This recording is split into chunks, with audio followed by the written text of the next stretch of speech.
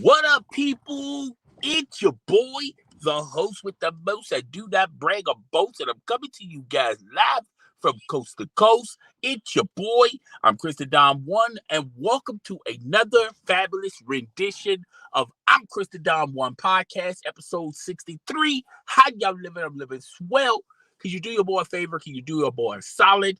Please hit the subscription button and notification bell. Make sure you share this content with your friends, family, and followers. Let's get this podcast, let's get this YouTube channel lit in the YouTube algorithm. You heard me? If you want to further support the channel, then just hit the join membership button. Remember, membership has its privileges as well as you can donate to your boy.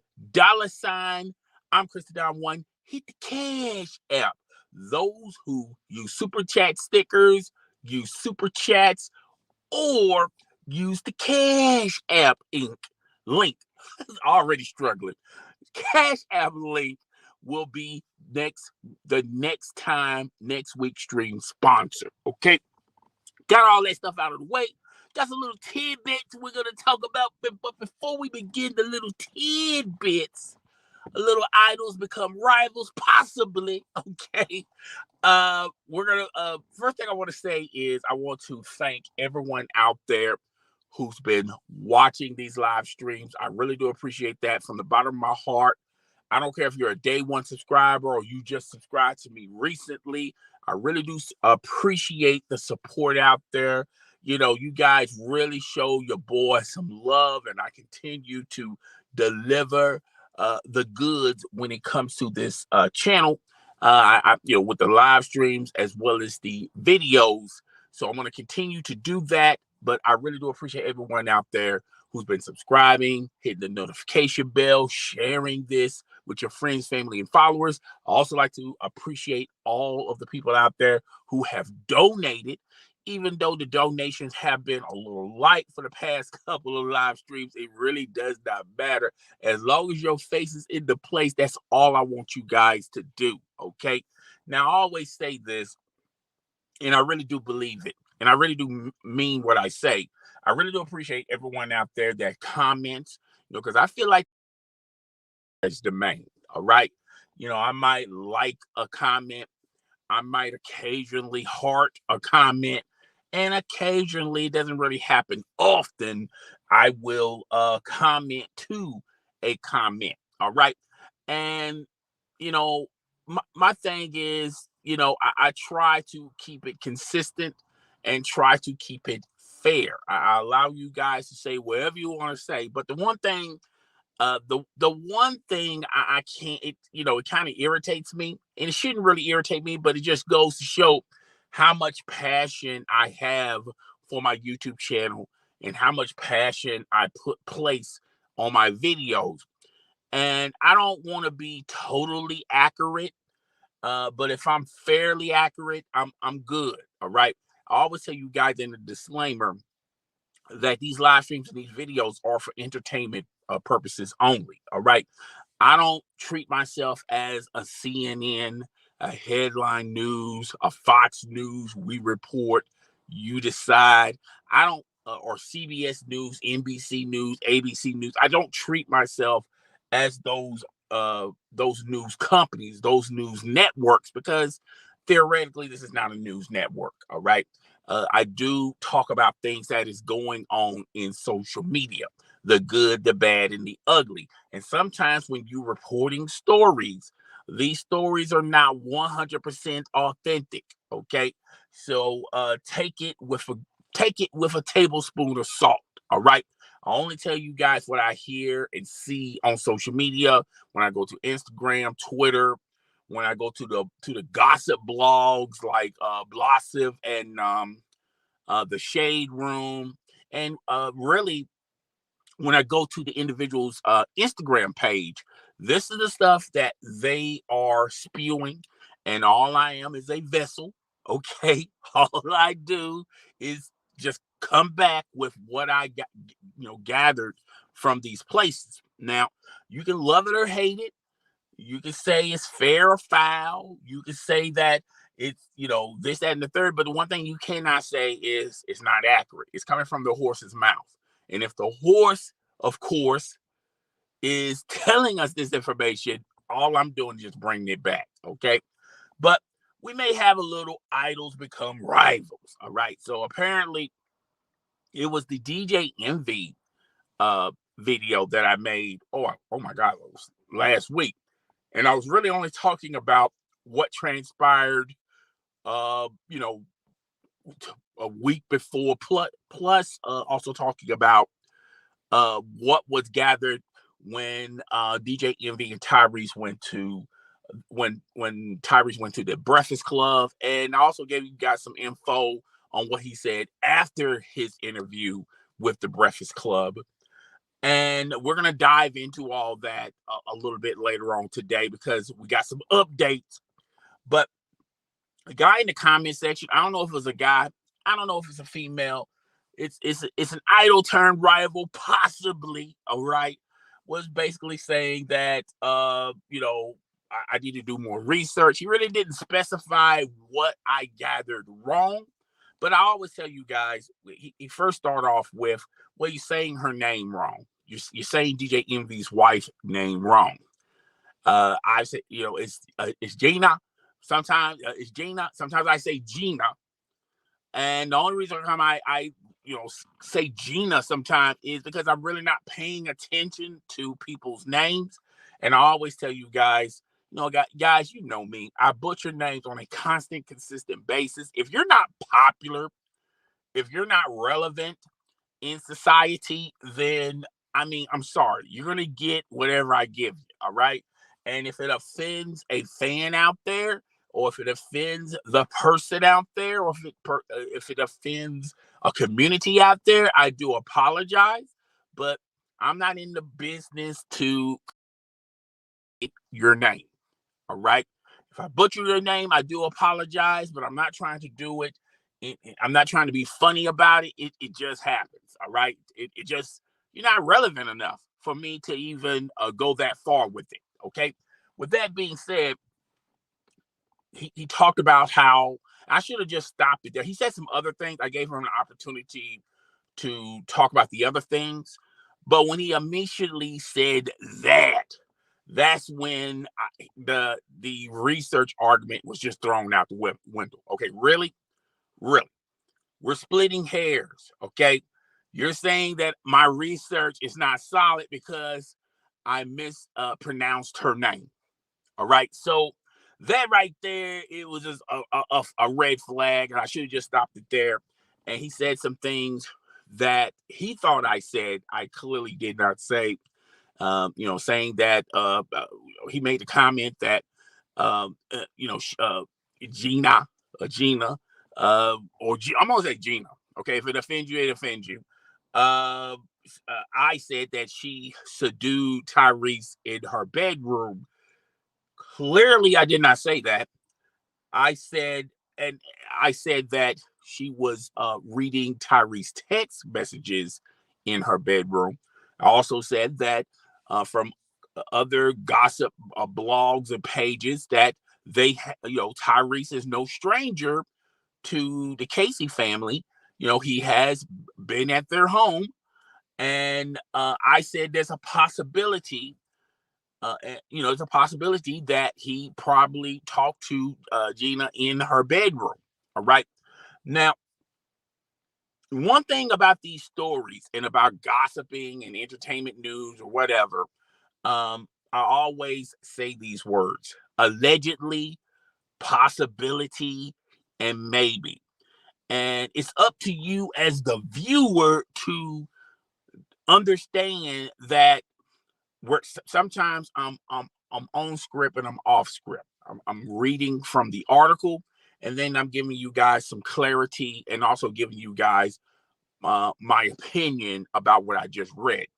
And it's up to you to dissect. Okay, okay, he's clearly talking about. He's really talking about the article. He's clearly talking about what was in the article, and he's clearly with allegedly, possibility, maybe. Okay, he's entering his own opinions. It's up to you guys to figure that out. It's not up to me to figure it out. It's up to you to figure it out. I give you guys enough wordage, if that's a word, wordage in my sentences. And it's up to you guys to figure it out. If you can't figure it out, I do apologize. Okay, but that's a you problem. Okay, so I clarified a lot of stuff in the comment section for him. Hopefully, or if I don't know if it's a he or a she, I hope they don't turn idol into rival. You know, and you guys always have the ability to unsubscribe. Just unsubscribe or stop watching this live stream.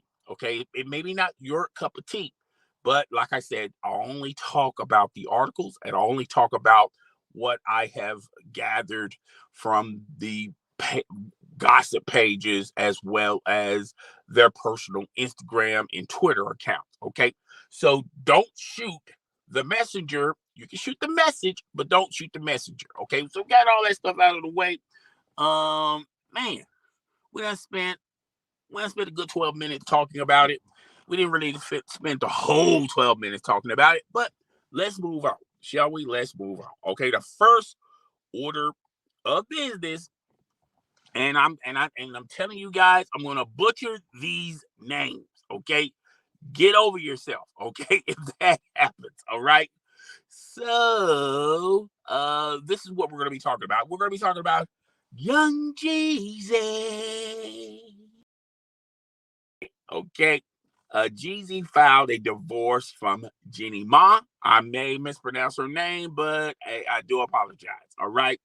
Jeezy filed a divorce with Jeannie Mai after 2 years of marriage. I didn't think these guys was married that long. Okay.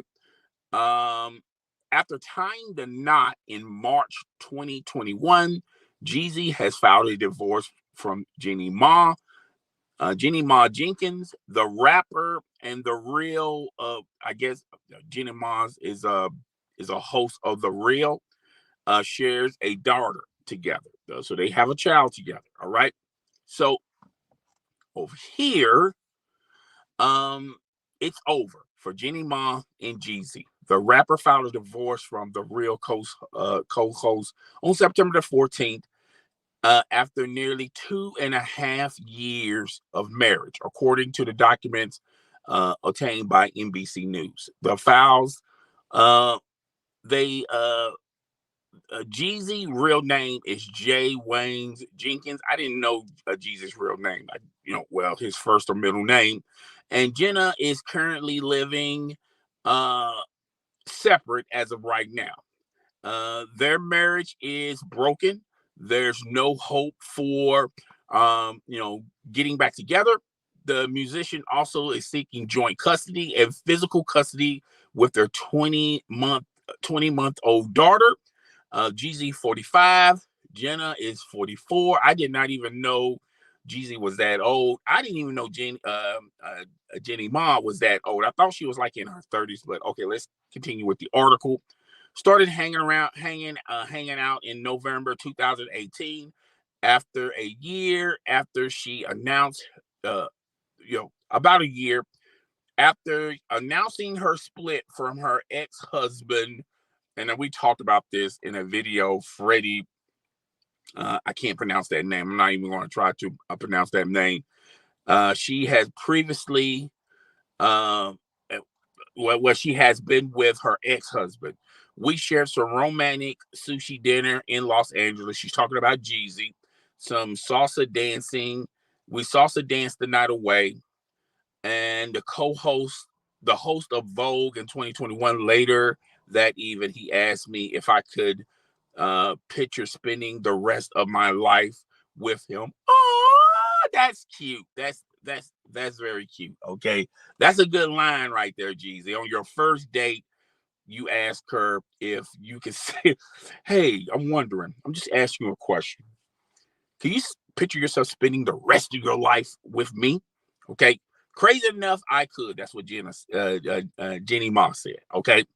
It will be 2018 until Jeannie and Jeezy made their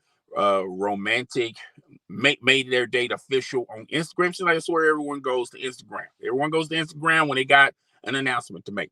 The duo first met when he was a guest on The Real years before they started dating. They got engaged March 20. They tied the knot. And exactly 1 year later, Jeannie would later share with the magazine Women's Health. She and Jeezy learned that they were expecting a baby just a month before their wedding. This sounds okay. This sounds like to me we're rushing a little bit too fast. Okay, but we'll get into that a little bit later. Okay. However, she suffered a miscarriage soon after. According to the outlet, Jeannie learned that she was pregnant again about a week after the wedding, and their child was born in 2022. Okay, all right. So that's all we got from this article. Okay, so now we're going to transition from the article and we're going to give you my thoughts and my opinions. Okay, first and foremost, I really do feel, I really do have a place in my heart for, I really do believe that marriage. I would love to believe the belief in marriage lasting forever, uh, and I have, tapered my expectations with marriage. Uh, then I say to myself, okay, if it can't last forever, can it at least last for a decade, 10 years? I feel like 10 years is a long enough time to be with someone where you could say that was a very successful marriage. Okay. But 2 years, you only got married 2 years. And from what I gathered from the article, it seems like it just seemed like this was the timeline of Jeannie Mai and Jeezy. They met went on her talk show. He asked her out. They went out. They had some sushi. Then they went to do some salsa dancing. And then at the end of that first date, Jesus says, "Hey, can you picture? Can you imagine, Jeannie, Jeannie, that you could be with me for the rest of your life?" And you really called her at a bad time, okay? And she talked about this on the talk show about her first relationship with, I guess her first marriage, I guess, whatever. And she talked about how awful that first one was. And Jeezy was pretty much a rebound. Okay, she didn't, date anybody or go out dating or go out on dinner dates or anything like that. It just seemed like she moved. She just transitioned from that bad relationship and moved into just immediately started dating Jeezy. And to me, I feel like, and a lot of people are gonna may feel differently, but I feel like when you come away from a bad relationship or a bad marriage, I think you should just get some me time. Just maybe spend a year, possibly. I feel like a year is good enough. But I've heard some people spend like 2 months or 6 months, and then they go back into the dating scene and try to find someone to marry or be in a long-term relationship. But to me, she should have had a couple of rebound dates, and then when her heart is healed and it's truly over with your with that relationship, you could just simply just move on. And I felt like Jeannie Ma, she she she just went from a situation where she talked about heavily how that was a bad relationship, and she just immediately just jumped to Jeezy. And I think she was rushing a little too fast. I think Jeezy at that point of time was, looking to settle down. And, he felt like, they had a lot in common. Okay. She had some failed relationships. Well, Jeezy had some failed relationships. Okay. You know, uh, but I feel like Jeezy had his period where he had a rebound period. He could process and heal and gather and because at the end of every bad relationship, ultimately you want you want an understanding that it's over, okay, and why it's over. Okay. And in some situations, in some relationships, y'all can remain friends, but in other relationships, y'all just agree to disagree. And in a lot of relationships, y'all can't stand each other, okay? And y'all just go y'all separate ways, okay? So I felt like she didn't have enough time in between these relationships, and she just moved from one relationship to another relationship. And they just was so fast. And I feel like when you're younger, you go through that process. You just go through things super fast. But they was going so fast, they was just missing a lot of stuff. I think they should have just spent a lot of time with each other before having children or being married. And I feel like Jeezy was, and I feel like let me rewind a little bit. I feel like uh Jenna, she was pretty much saying, look, the stuff I was doing in my previous relationship, I'm not going to bring this to Jeezy. So if Jeezy, uh, I'm going to have a standard for him, and I'm going to tell him, like, look, if you want to be with me, and if you want to, if you want to be with me, and if you really like me, then we have to do this. We have to make sure we're doing everything on this list. And in the beginning, Jeezy, said, okay, that's cool. We can do that, because Jeezy was ready to settle down. And he went through the list with flying colors, and then he said, "Well, why don't we just get married?" And I just think that they was rushing so fast, they just didn't have enough time to relax and breathe and understand one another. You know what turns what Jeannie Mai likes, what Jeezy likes. I think Jeezy was you know, basically trying to be approved by her. And sometimes when you're trying to get the approval by a woman, sometimes you throw reality out the window. Sometimes you also don't uh, let the woman know that you have input in this relationship too. And sometimes you're just rubber stamping everything. In the beginning, they were young. He was rubber stamping everything, and I feel like that's one of the reasons why this relationship did not last. It only lasts 2 years because Jeezy woke up one morning and said, "Hey, look, she's I love her. She's getting what she's getting her expectations. Well, what about my expectations?"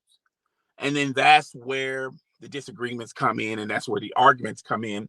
But I really do feel bad about them, because I thought there was a cute couple, with my quotation fingers in the air. I think that they were a cute couple. I think that that was a relationship that, when you think about it, and you start when we start really thinking about their relationship, you say to yourself, that could have been a very serious relationship that could have lasted longer than 10 years. They could have grown old together. Okay. Even though I think Jeezy is 45 and she was 43, let's just say they were in their 40s. I could see them still being married well into their 60s. Okay. But, it just happens that way. And I feel like a lot of people are rushing into relationships and not stopping for a second and enjoying the sights of being in a relationship with someone, you know paying attention to the journey. And I think they was rushing into this place of, okay, we got to get married, we got to have a kid, we got to be trending on social media. It was just all, you know, they was trying to make sure all the big things in their life was okay, but they wasn't really paying attention to all the smaller things, the smaller things. I feel like the smaller things jail a lot of relationships. Okay. And I feel like after a couple of years, reality sets in. And at first, earlier in the relationship, oh, she's beautiful, she's wonderful, and you're hypnotized of everything, that your senses are telling you about her, and vice versa. She wakes up and says, "Oh, he's wonderful, he's handsome, I love being with him." And you just don't pay attention to what your senses are telling you about that individual. Male are spending time, reality is real heavy, and it eventually starts to settle in. And one day you just wake up and go, who in the hell I'm in bed with? Some days I just wonder about you. It just some days, why did we even get married? Okay, and vice versa. Okay, he's probably saying, you know, some days I just wonder, honey, why in the hell did we get married? And that's what pretty much happened here. I think they're gonna be great co-parents. I don't think Jeannie Mai is going to dispute any of his um anything in court. I think they're going to have joint custody. I also think that they're both going to co-parent, and the child is going to be able to spend a lot of time with uh their father and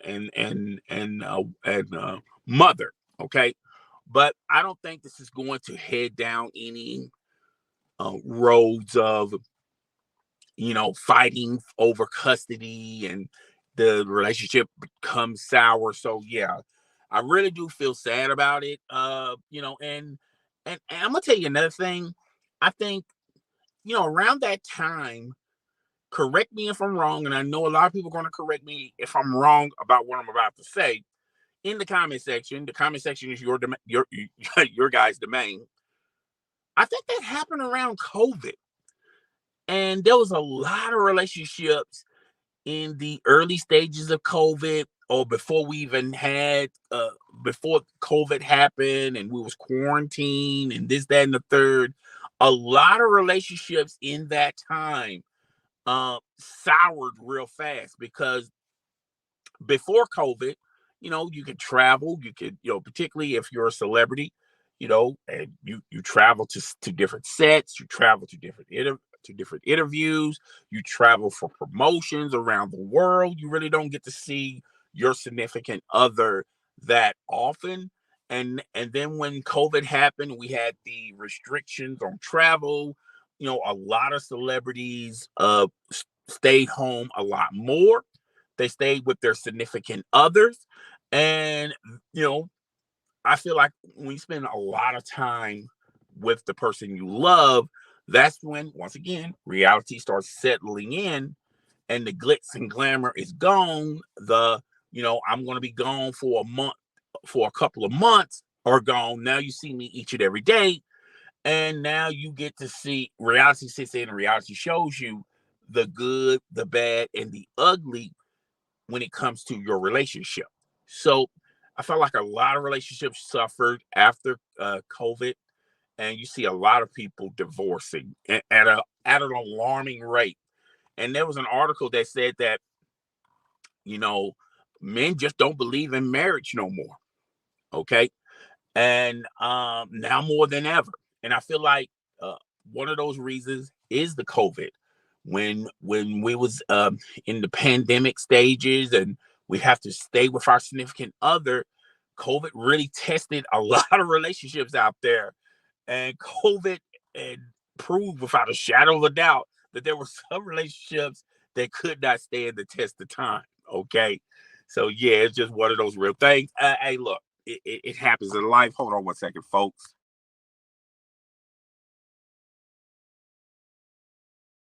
It just happens. So yeah, I wish the best for I'm about to say Remy Ma, Jenny and Jeezy. I hope life after your marriage is still wonderful. I think they're going to be great co-parenting and things of that nature. And we're gonna move on to the next topic. But before we move on to the next topic, real fast, real quick, please rate, comment, subscribe, hit the like button. Your friends, family, and followers. You are free to comment. If you do comment, I will read your comment and I will highlight your comment. Okay. Also, if you want to further support the channel, just hit the join membership button. Remember, membership has its privileges. You could also super chat, super sticker me, or you can hit the Cash App link.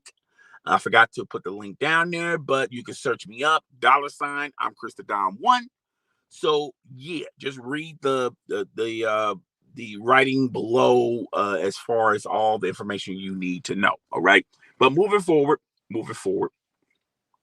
and I really didn't talk about this on any of my live streams because it really wasn't in my radar. And plus, I talked about this religiously, live stream after live stream, video after video, and I just grown tired of it. And it's Tory Lanez. We talked. I mean, well, I talked about what transpired between Tory Lanez and um, Meg the Stallion, and I talked about that. I mean, too much. I also talked about the possibilities.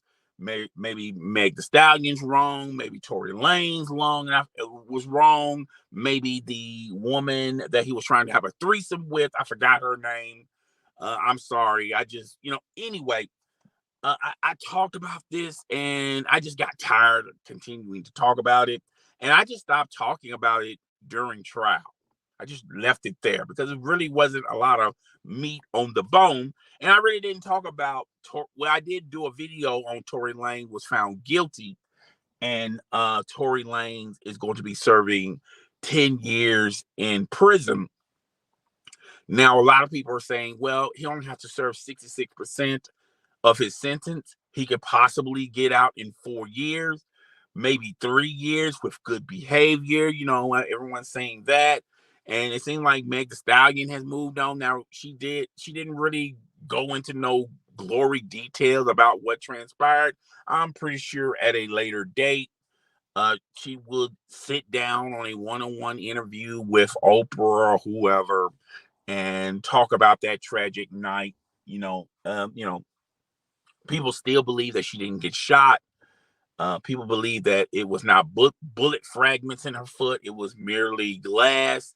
This, that, and the third. You have your Tory Lanez fans, your Tory Lanez supporters saying one thing. You have the Meg the Stallion fans saying, no, she got shot. It's, tragic. However, whatever side you're on, you have to really be a realistic. Say, this is not a good look for Tory Lanez. This is tragic for Meg the Stallion, and you're just going to have to keep it pushing and moving on from there. All right. Well, Tory Lanez was found guilty, and he was trying to have a motion to try this trial again, and he also wanted to he was having motions about that, as well as before he gets sentenced to prison. Well, after he gets sentenced to prison, he wanted some probation, not probation, but oh my God, let me look this up. I want to be 1,000% correct because I know how you guys are. You're not 1,000% correct. It's not authentic. Oh, boo, boo. Okay, so let's. Why did I say it like that? All right, where's my notes? I need my notes. Okay, I need my notes. And I don't even think this is going to talk about, the appeal. And this was a day ago. All right, so Tory Lanez is heading to state prison after judge denied motion for bail. I was getting ready to say that, but I was not 1,000% sure on his appeal. And Tory Lanez latest attempt to avoid being sent to a California prison has failed. The hip hop rapper motioned for bail was rejected Thursday by a Los Angeles Superior Court judge. The court spokeswoman confirmed Lanez is facing 10-year prison sentence for shooting the rapper Meg the Stallion. We just talked about that recently. The Canadian hip hop artist, whose legal name Daystar Pearson, That I could be butchering his last name, but whatever. Had asked the judge to release him on bail so he can live with his son and his recent wife, who he just married, while he works on a appeal. However, the judge, David Henderson Ford, Harry Ford, I'm probably butchering the judge names too, but I'm sorry, denied the motion, citing Lanez convicted for a violent as a convicted for violent felon, a history of violence. The court ordered uh, him to remain in prison. Okay. Lanez has been held in the men's California jail since January, according to online records for the Los Angeles Sheriff's Department. It is unclear where he'll be transported to in state prison. And I just don't. Okay, after this, they're talking about a situation between a reporter. This reporter feels like that Tory Lanez said something very negative about her. I don't, I'm not even going to go into that. But it is what it is. But we're going to talk about what we're going to actually talk about, folks. Okay, what we're going to actually talk about is, the life after your freedom. Okay, and this is no joke. Okay, so Tory Lanez is going to federal prison, and first and foremost, I don't wish that on anybody. I don't wish that on my worst enemy to go to prison. I mean, you're losing your freedom, your reputation is tarnished, and you're gonna spend from this report 10 years. The sentence is 10 years. Now, a lot of people are saying, well, if he does 66%, he only is going to be in prison for 4 years. If he could probably get out earlier for good behavior or overcrowdedness, the luck of the draw, that's a possibility. All that stuff could happen. This, that, and the third, But we'll just talk about the 10 years. All right. I think I don't wish that on anybody, even someone in the comment section that thinks that I need to do research. I wouldn't wish that on you. Okay. I wouldn't wish that on anybody because you're not going to be free for 10 years, and you're not going to be able to see your family. You're not going to be able to see your friends. You're not going to be able to important things in your life or important things in other people's lives. You're not going to be able to see that. You're not going to be able to revisit that, like graduations and birthdays and holidays and important things like graduations or whatever. It's just I don't wish that on anybody. But Tory Lanez pretty much found himself in this situation, and this is what happens. And I've said this 1,000 times. You guys gonna think that I'm uncool. You guys don't think that you guys gonna call me a nerd. This, that, and the third. I'm just being a realist. This is what happens when you mix a cocktail of nightlife, having a gun on you, or being around a gun, alcohol, possibly drugs, and you're around a bunch of people, including yourself, that are not processing or making rational decisions. There's not an adult in the room, and when you have that mixture, bad things are going to happen. It's just going to happen, particularly late at night when it's more lax.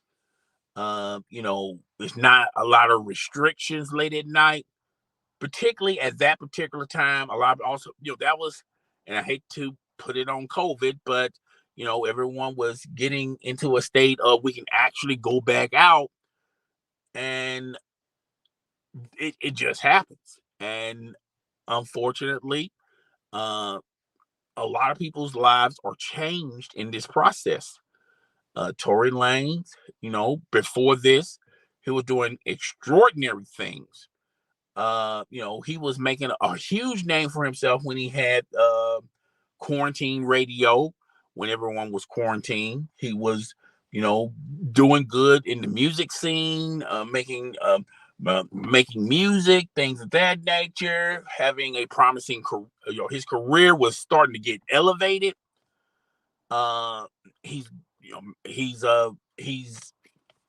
in a relationship with Meg The Stallion. Meg The Stallion, she coined the term hot girl summer and things of that nature. So you're the popular guy on social media with quarantine radio. You're starting to make a name for yourself in the hip hop culture. And you got this rising star. Now, I know Meg The Stallion was not rising at that particular time. She was already a star, but she wasn't internationally known at that particular time. Okay. Yes, she had some hits. Yes, she had some collaborations with Nicki Minaj. Uh, you know, but it's you started to see the foundation of Meg The Stallion. You started to see what you're seeing right now with Meg The Stallion. Meg The Stallion is is the ish when it comes to hip hop, particularly female rapping, and you can clearly tell when Nicki Minaj, Meg The Stallion, or Cardi B is not around. You start seeing the Ice Spice. Um, Oh, I forgot that girl's name. Oh my God. I just talked about her. Sexy Red. You see Sexy Red. Uh, when we start seeing Ice Spice and all these other mediocre female rappers, they're starting to get a lot of buzz. And the reason why they're getting a lot of buzz and a lot of rotations with their music, the sweeties and all that stuff, because the hotter artists, the harder female artists are on hiatus. So now now these Sexy Reds and Ice Spice are making lanes out there. Now I feel like out of all of the people I just mentioned, Ice Spice is going to take it to another level where the other ones are just going to fizzle out, like the Sukianas and all that stuff. Okay. But nevertheless, okay, so yeah, Meg Thee Stallion, when you look at her career at that particular time, it was rising. When you look at Tory Lanez's career, it was rising. So much potential with Tory Lanez. And with this the night that happened, it changed everything. Uh it put a it put a it kind of derailed Meg Thee Stallion's career because she was going through it with her old record back and forth, as well as this incident. It just wasn't a good look for Meg Thee Stallion, and plus, it was a possibility she could have lost her life that night. Now, I know a lot of people are going to sit up there and say, "I don't believe I wouldn't take it that far." But when you have a gun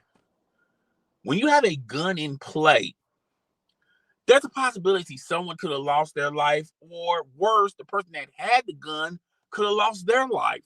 Okay, so that possibility is on the table. It's not on the kitchen floor. It's actually on the table. All right. So a lot of people that particular night, a lot of people's lives have changed. Okay, for the good, for the bad, and for the ugly. And bad and ugly for Tory Lanez, because now Tory Lanez got this huge sentence, 10 years. I'm just looking at it as 10 years. I'm not looking at he got to do 66% of his term. I'm not looking at he could possibly get out on good behavior. I'm not looking at the possibility of overcrowdedness in the federal prison. There's a possibility that he could be released sooner. I'm not looking at none of that stuff. I'm looking at 10 years. 10 years is a long time for a rapper. 10 years is like 20 years. If a rapper can stay relevant for 10 years just only doing music, that's a phenomenal career. Not a lot of artists can say, I had a 10-year run. Not a lot of artists can say that. All right. When it's all said and done, do y'all think Sexy Red is going to be around in the music scene for 10 years? Because if y'all believe that Sexy Red and Sukihana is going to be relevant in hip hop for 10 years, they're going to have a rap career in 10 years, then you were the same people that believed that Sweetie was going to be relevant in 10 years. Okay. You know, not all of these girls that are rapping are going to be like Doja Cat, Nicki Minaj, Cardi B, and Meg Thee Stallion. They just not. Maybe put Ice Spice in that list, but I digress. But 10 years is a long time. And Tory Lanez being gone for 10 years, it's almost like you just retired from rapping. He's never going to be the same once he gets out. He's not going to have that buzz once he gets out. No one is going to be thirsting for Tory Lanez music when he gets out. No one wants to hear his side of the story once he gets out because that story is going to be over and done with. Okay. So Tory Lanez, I mean, this is not Tupac. This is not Tupac. This is not 50 Cent. This is not even Jay-Z. Okay, even though Jay-Z has never been in prison. I mean, career-wise, this is Tory Lanez, who was making a buzz with Quarantine Radio. He was making a buzz with some of his music, and you can start seeing the rise with Tory Lanez. You know, Tory Lanez is from Canada. Drake is from Canada. There was, before this incident happened, there was a lot of critics in music that were saying, wow, Drake may have some competition with Tory Lanez. All right. That is gone, folks. The time Tory Lanez gets out of prison, Drake's going to have a monopoly in the music industry. Okay. There's going to be more fanfare and more buzz for Drake than Tory Lanez. Tory Lanez is just another rapper in the grand scheme of things. Tory Lanez is just another rapper. I don't see his rap career surviving after 10 years. Let's just say 10 years. I think, if anything, there may be some lanes for him, maybe doing a podcast. Maybe him making content on social media or YouTube, maybe, being an activist or a minister or something like that. But as far as his music goes, there's not going to be a line of people waiting to hear Tory Lanez music. It's just not. So, him being gone for 10 years, his rap career is a wrap. It's bad enough you're losing your freedom. It's bad enough you're missing your blessings and your opportunities in life. It's bad enough that you're not going to be able to see your friends and your family and see their blessings and see how they're progressing in life. You're going to miss out on all that stuff. And I just feel like the only person Tory Lanez has to blame is himself because he put himself in that predicament. And and I've said this on live streams, and I also said this, and I want to make a correction what I'm about to say, because I remember saying this on a live stream, and I remember saying this on a video. At the end of the day, when the dust settles and when this is all finally over, there's not gonna be a happy ending for anyone in this story. Tory Lanez, I forgot the girl that was with them in the truck. I forgot her name. I think her name is Christy. I don't know. And Meg Thee Stallion. It's not going to be a happy ending for none of those three. And I'm wrong on that. I think it's going to be a very promising career for Meg Thee Stallion. Meg Thee Stallion, she has the right people in her corner. And most people would continue to have their name out there, continue to make music, continue to be on social media like everything's fine and dandy. I don't know who is, and that's what happens when you have a Rock Nation, Live Nation behind you. I mean, you got Jay-Z and that brilliant crew behind you. Someone got to her and said, "Hey, look, I know you want to show the world that this is nothing to you. You want to show the world that you're relevant. You want to show the world that you're powerful and this, that, and the third. This is nothing to you. But you know what you're gonna do? You're gonna take a hiatus. You're gonna be gone for a little bit off of social media. You're not gonna be talking about this incident. You're not gonna be talking um about your struggles with your former label company. We're going to handle all this. You just go out and live your life, okay? You go out and and what she went out. I think she's still dating the soccer star. Not 100% sure on that. Well, she broke up with her previous boyfriend and started dating this soccer star, and she's gone and done some great things in her life, but she sort of put her music career on the back burner. And she clearly says in a lot of videos that, hey, you know I'm not gonna put out any I'm not gonna put no music out. I'm not concerned about none of that stuff. I think that Bonga song with her and Cardi B is really the only official music that Meg Thee Stallion has put out recently, or it's been a while. Okay, so uh, I like that group over there. They sort of cornered her in and said, "Hey, look, you just live your life. Stop talking about Tory Lanez. Stop talking about this trial. Stop talking about the dispute with your former record company, and all this stuff is going to be handled." And it has. In one swoop, all this is handled. She's been relieved of her duties with the label company. The Tory Lanez situation is in her rear view, and she's enjoying her life. She is having the best life ever. She's living her best life. And Tory Lanez is stuck in a federal. You know, who would have thunk that? And I'm gonna be honest with you guys. I was really believing the stories uh, that, hey, whoa, whoa, whoa, pause, pump the brakes. I know Meg Thee Stallion got shot, but you got to understand why she got shot in the first place. There may be a Kelsey, her name was Kelsey. There may be a possibility that Kelsey had the gun. There may be a possibility that Meg Thee Stallion or I think it was Tory Lane's security guard had the gun. There's no footage that shows Tory Lanez pointing a gun at them. I think you need to pump the brakes on this stuff. And we went through all of those stories.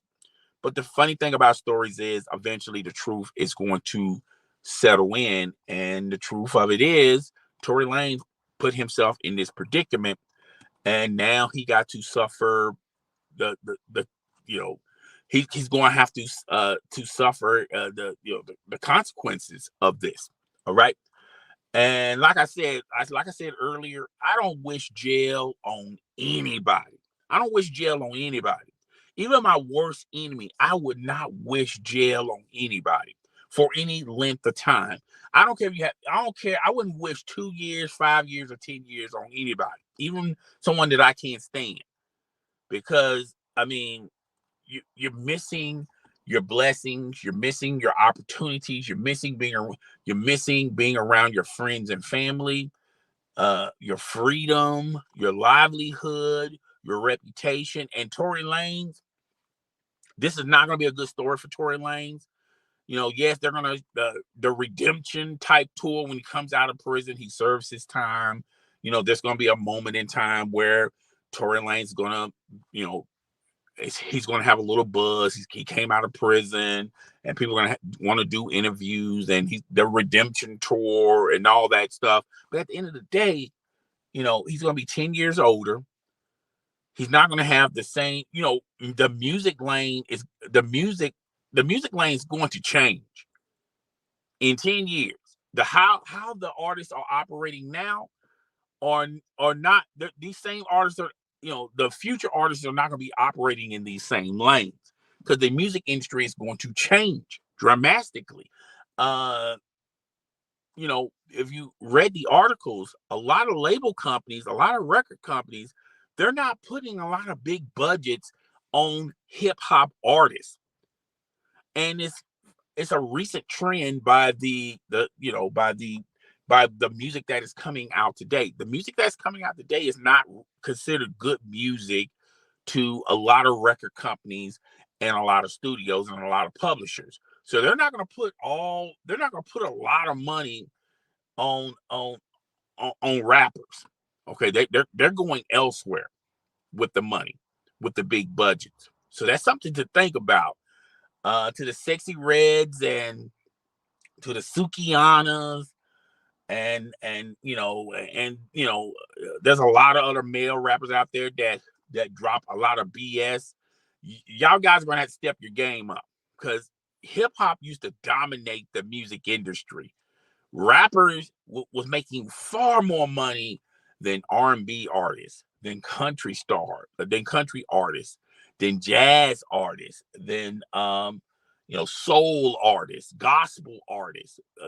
Rappers were making more money than these guys. Okay, and there was rare exceptions like the Mariah Careys, the Celine Dion's, the Adele, and all that stuff. But just think about just those three names. Those three names associate themselves with the hip hop culture.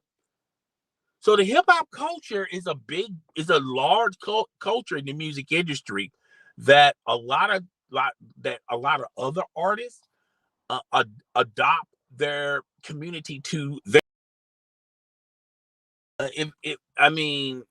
There's an article floating around that the music industry is not going to be heavily invested in the hip hop landscape, because if you look at the recent artists and you look at the recent music, it's considered trash music. Okay, but whatever. This has nothing. We're not going to go into that. But yeah, I feel bad for Tory Lanez.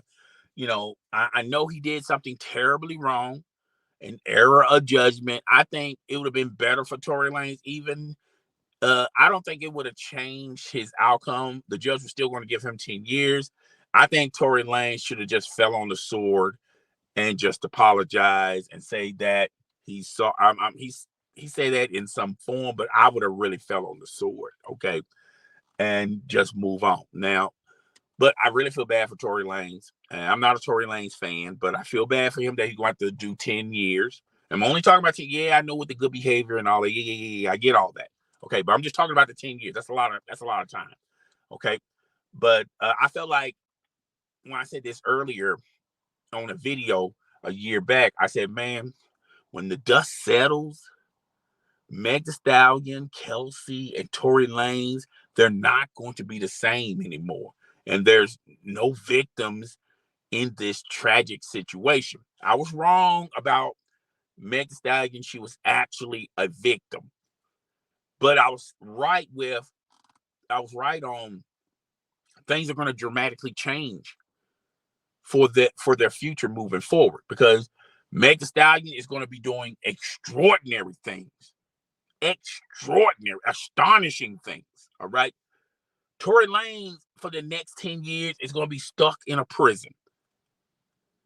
And Kelsey is slowly but surely, if you look at her Instagram page, there's not a lot of traction on her Instagram page. There's not a lot of emotion. There's not a lot of fluid on her Instagram page. Yeah, she came out with that diss song to Meg Thee Stallion, but other than that, there's no interest in Kelsey.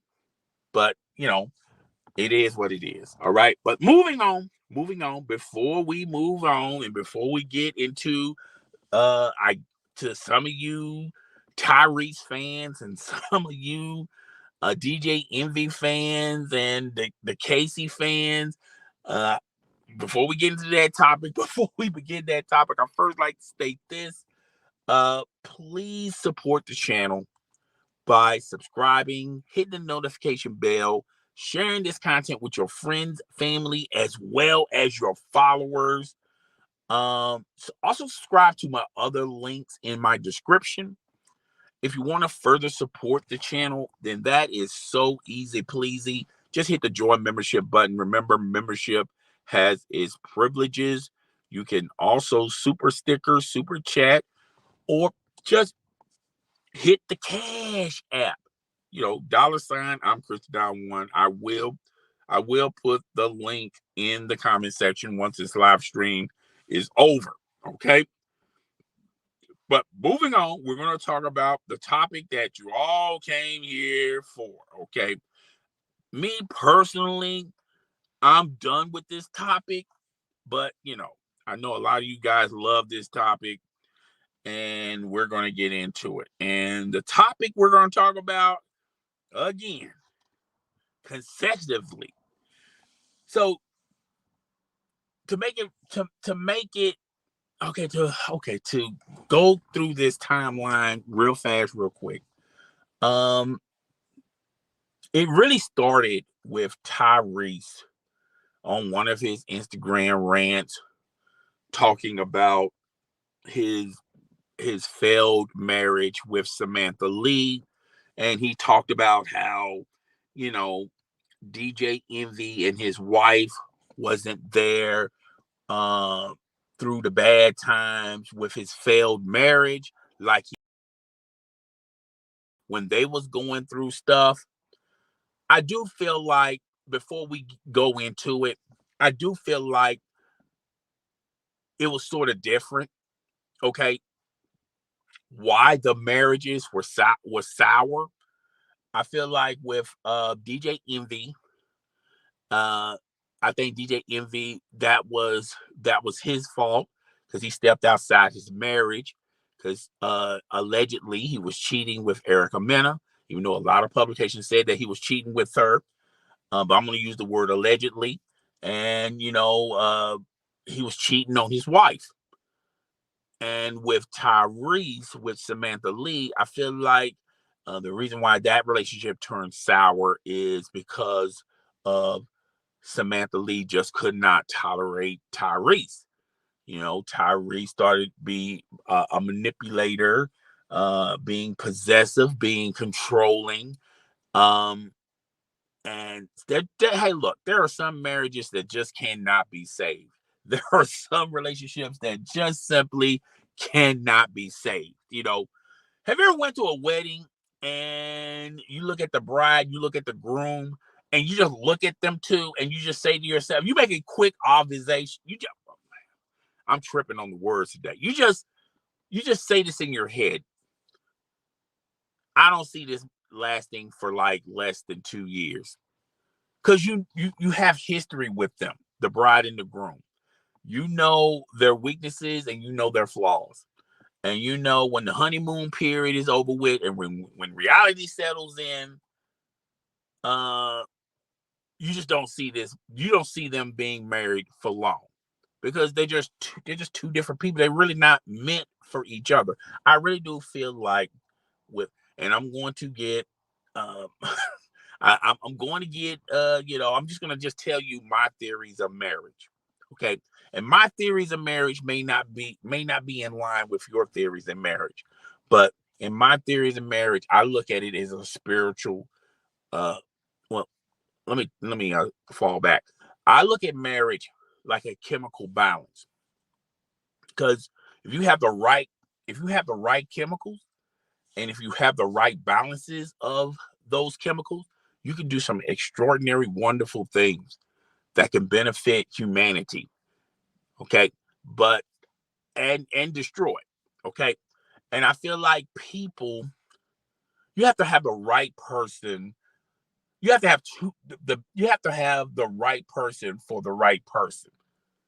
You just can't marry somebody for the wrong reasons. You can't marry a person because they're wealthy and they make a lot of money and you don't have to work no more. Okay, that's not a marriage anymore. Okay, that's an escort service. Okay, or you can't marry a person saying, okay, this person is highly educated, this person got a lot of clout, they can open a lot of doors for me, so I'm just going to marry this person. So I feel like a lot of people marry for the wrong reasons. And the reason why a lot of people marry for the wrong reasons is they're looking at it as, what can this marriage benefit me with? Instead of looking at the marriage from the outside looking in, like, okay, how this marriage is going to benefit us. Why should we get married? If it's not going to benefit us, then why are we married? Okay. And love plays a part in that. Luck plays a part of that, and respect. A lot of people don't use the respect word. It plays a major part in that as well. So I'm gonna get off my soapbox. I'm just saying, not everybody is meant to marry everybody. Okay, and not a lot of people are meant to be married. And I feel like Tyrese is just one of those guys. He's just meant to be a bachelor. Okay, I'm sorry, he just is. But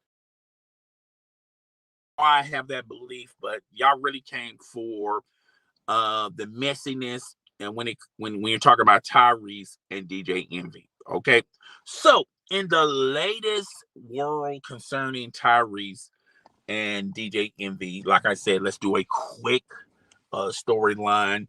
Tyrese, in one of his crying streams, blank talked about DJ Envy and his wife. They wasn't very supportive in his relationship with Samantha Lee, like he was with them. And some stuff came out that Tyrese, some stuff came out that allegedly, let's use the alleged word from here on out, allegedly Tyrese was trying to get at DJ Envy's wife. Uh, Even after DJ Envy and the wife got back together, uh, Tyrese continued to communicate with Gina. Gina, is it Gina or Gina? I don't give a shit. Okay, so basically, uh, he continued to text message her. And there was a recent employee of Tyrese that came to DJ Envy and said, "Hey, look, I don't know if you know this or not, or you're just approving this. I don't know, okay? But Tyrese is still messaging your wife, and I'm telling you, you need to stop this behavior, because Tyrese once messaged my wife, and then things escalated in, you know, Tyrese messing around with my wife." That's what DJ Envy said on the Breakfast Club interview. You can go check out that interview for yourself. All right. So someone gave DJ Envy awareness about what was going on. I'm pretty sure DJ Envy went to his wife, uh, uh, Gina, and said, "Hey, is this true? Is he still messaging you?" And I'm pretty sure she said yes. And he told her to block him, stop messaging him. And that's where the relationship started to ice between Tyrese, DJ Envy, Gina. Okay. Um, Tyrese said he had some receipts showing, no, your wife continued to message me even after you told her not to message me. And Tyrese said that he has some other juicy details, other juicy messages that he has not released yet. Um, the next day after that Breakfast Club interview, or over the weekend or whatever, DJ Envy talked about this again. Okay. And basically said that, hey, you know, Tyrese is this, Tyrese is that, excusing the fact that he's saying Tyrese is on psych medication and he's just crazy, he's just delusional, basically using the crazy argument. Okay. And he took it a step further. He called his wife on the radio phone. And the first thing, this was staged. And you knew Gina knew that DJ Envy was going to call her because she wanted to put her 2 cents into it. And the first thing you knew it was staged when she got on the phone. She says, am I on the air? Okay, come on. Let's okay. Let's be real. If you can't be real all the way and you're trying to fake it till you make it, that's one thing. Okay. And I really do believe, I don't have any proof, but I think Tyrese is a screw loose on Tyrese. But I also think Tyrese is very emotional, rational, and he's very immature. And he just, for his whole life, been spoiled by people around him just rubber stamping everything he says and does. At one point in time, Tyrese had a bunch of yes men around him, and it affected him over the years to the point of anything he says, anything he thinks, anything he does, he feels like he's in the right.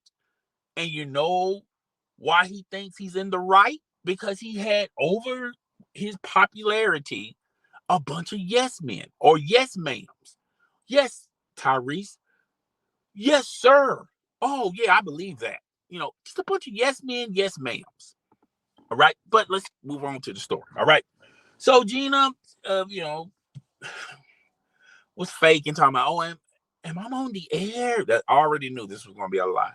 And basically, she just confirmed what her husband said and basically talked about, I got messages too, since he want to be messy. I got messages what he said, and they're both implying that Tyrese sent some inappropriate, unapproved text messages, which Gina nor DJ Envy didn't specify. I hate when people do this, and when I hate going back to the comment section, but when people just give you a basic response and they don't really specify, that just tells me you're full of shit. Okay. You're full of baloney. All right. You're full of ish. You're full of baloney. Okay. You're just full of BS. Okay. If you had any sort of evidence or proof or the quotation mark fingers in the air, folks, receipts, then you would have disclosed them to the masses to let this be over with. Okay. Why prolong something if you got some evidence to prove without a shadow of a doubt that you are in the right? Okay. I hate when people do that. Okay. Just like in the comment section, you got to do more research. Okay, well, can you specify when you say do more research? What was I wrong? What did I say wrong? What did I do wrong? Okay, I hate when people do that. That's just irritating. All right. So anyway, Gina. Well, I mean, I know there's some Gina Casey fans out there, Gina Casey fans out there, DJ Envy fans out there, the Breakfast Club fans out there, Charlamagne the God fans out there that disapprove by me mispronouncing her name. Anyway, that's just your loss, not mine. But anyway, so she said that she had some messages, but she's not going to disclose them.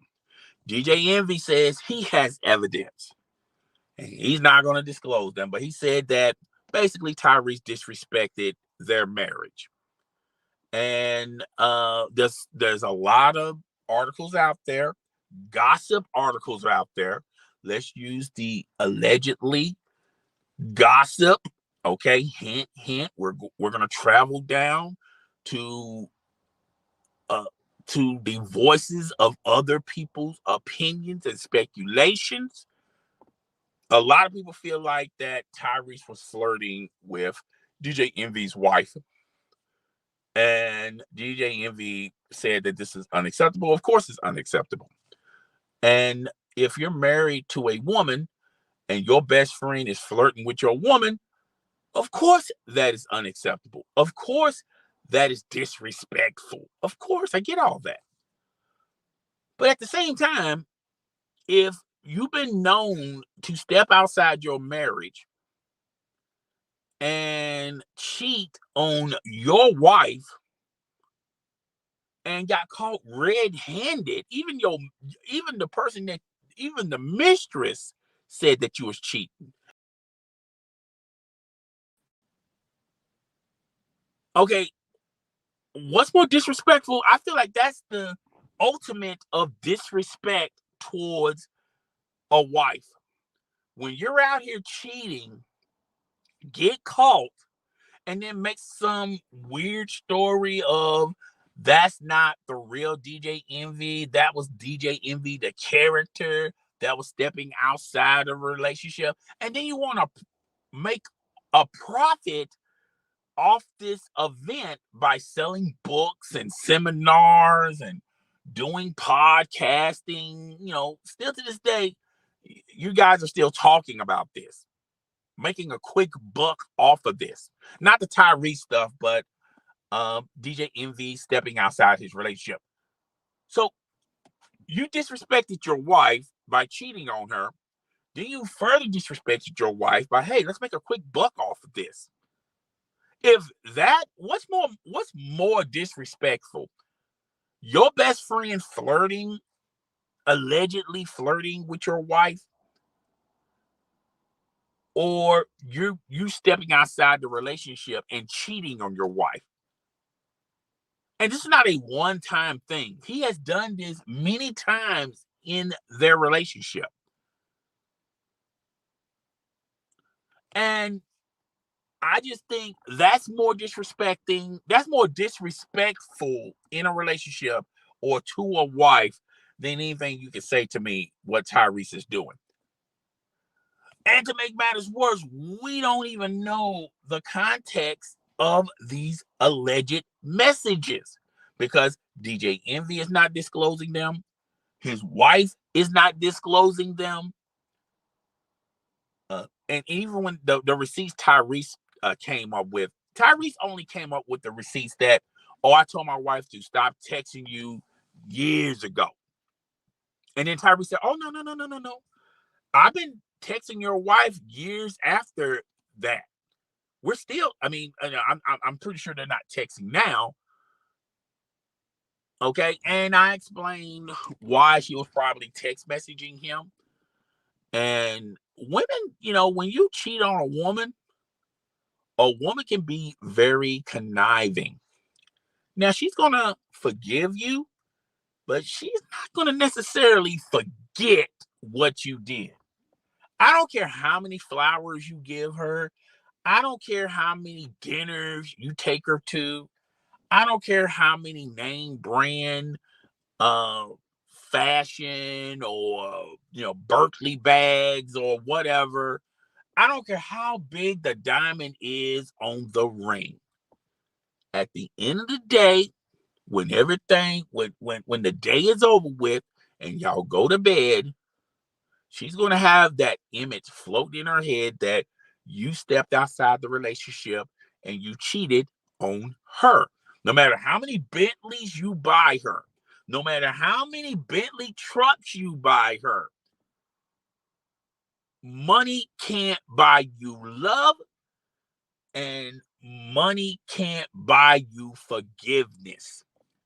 Ooh, that is a gem and that is a bar. Money can't buy you love, and money can't buy you forgiveness. Put that on a t-shirt. Money can't buy you love, money can't buy you forgiveness. Or money can't buy you love or forgiveness. However y'all want to, put it on the t-shirt. And she's got that image in her head that you stepped outside the marriage, slept with this girl multiple times, had a life with this girl, and she is not. That image is echoed in her brain. She can't escape that, and women can be very calculating, and women have emotions too, guys. Women can be like men, and when if you do wrong to another man, y'all just forgive and forget, right? Like if you owe your best friend some money and you didn't pay your best friend the money, or you late with paying the money, they can forgive and forget, and they just keep it moving, keep it pushing. Y'all still friends, but your friend's in the back of his mind saying, I'm not going to ever loan you money because it took me so long to get the money that you owed me, or you just didn't pay me the money at all, but y'all still cool. Okay. Really doesn't hurt the dynamics of y'all relationship. But when you cheat on a woman, women do not say, oh, well, let's forgive and forget. You don't bought me all this. You don't prove your loyalty. Yeah, everything's fine. It's all good in the hood. Okay, let's go back to bed. I love you. Kiss, kiss. Let's go to sleep. Okay, it doesn't work that way. Women, women are wired differently, and women view cheating as distrust. And another thing women do is when you cheating on a woman, you better cheat on a woman that looks better than your wife. And I know, and I don't care what anybody say, I guarantee you the thought has occurred in her head many times over. She's thinking, Erica Mena don't look better than me. Look at how many likes I get on my post versus how many likes she gets on her post. Erica Mena don't got no motion out here like me. I don't know if it was Erica Mena or her sister, whoever. It was one of the Menas. I'm not even going to research that. Well, DJ Envy cheated. That's the person that he cheated when he cheated on his wife. But you get my point. And I'm telling you, women can be calculated. So they'll accept you back, but there are some exceptions you're going to have to swallow. Pause. And one of those exceptions is, okay, that one of the possibilities is, okay, well, since you can go out there and cheat, I can go out there and cheat. Or, okay, if you can go out there and cheat, then I can go out by myself. Or I can go out on trips by myself. Or I can buy what I want to buy from your card, from your account. Or I can get very cozy with one of my male friends. Not nothing subtle to the point of I'm gonna cheat. But I guarantee you, she has entertained a lot of conversations with a lot of her male friends and gotten closer with a lot of those male friends. Now, accepting flirtation, accepting, the dynamics of a conversation, uh, you know, and things of that nature.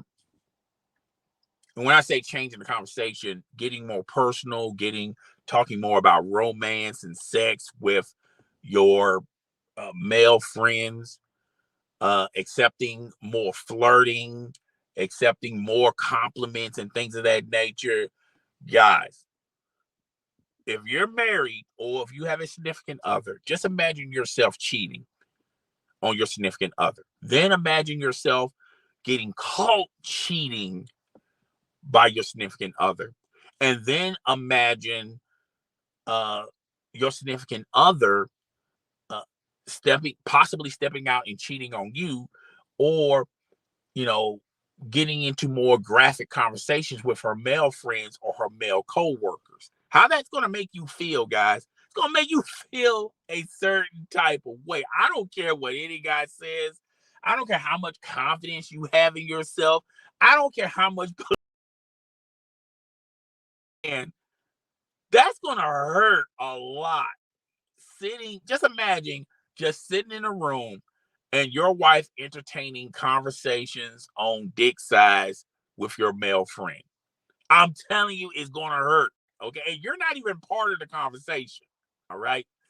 So women can be tacky, women can be tactical, but women have their own form of justice, and they're going to make life a little bit difficult for you when you're accepted back into their lives. That's why it's always better to just break up.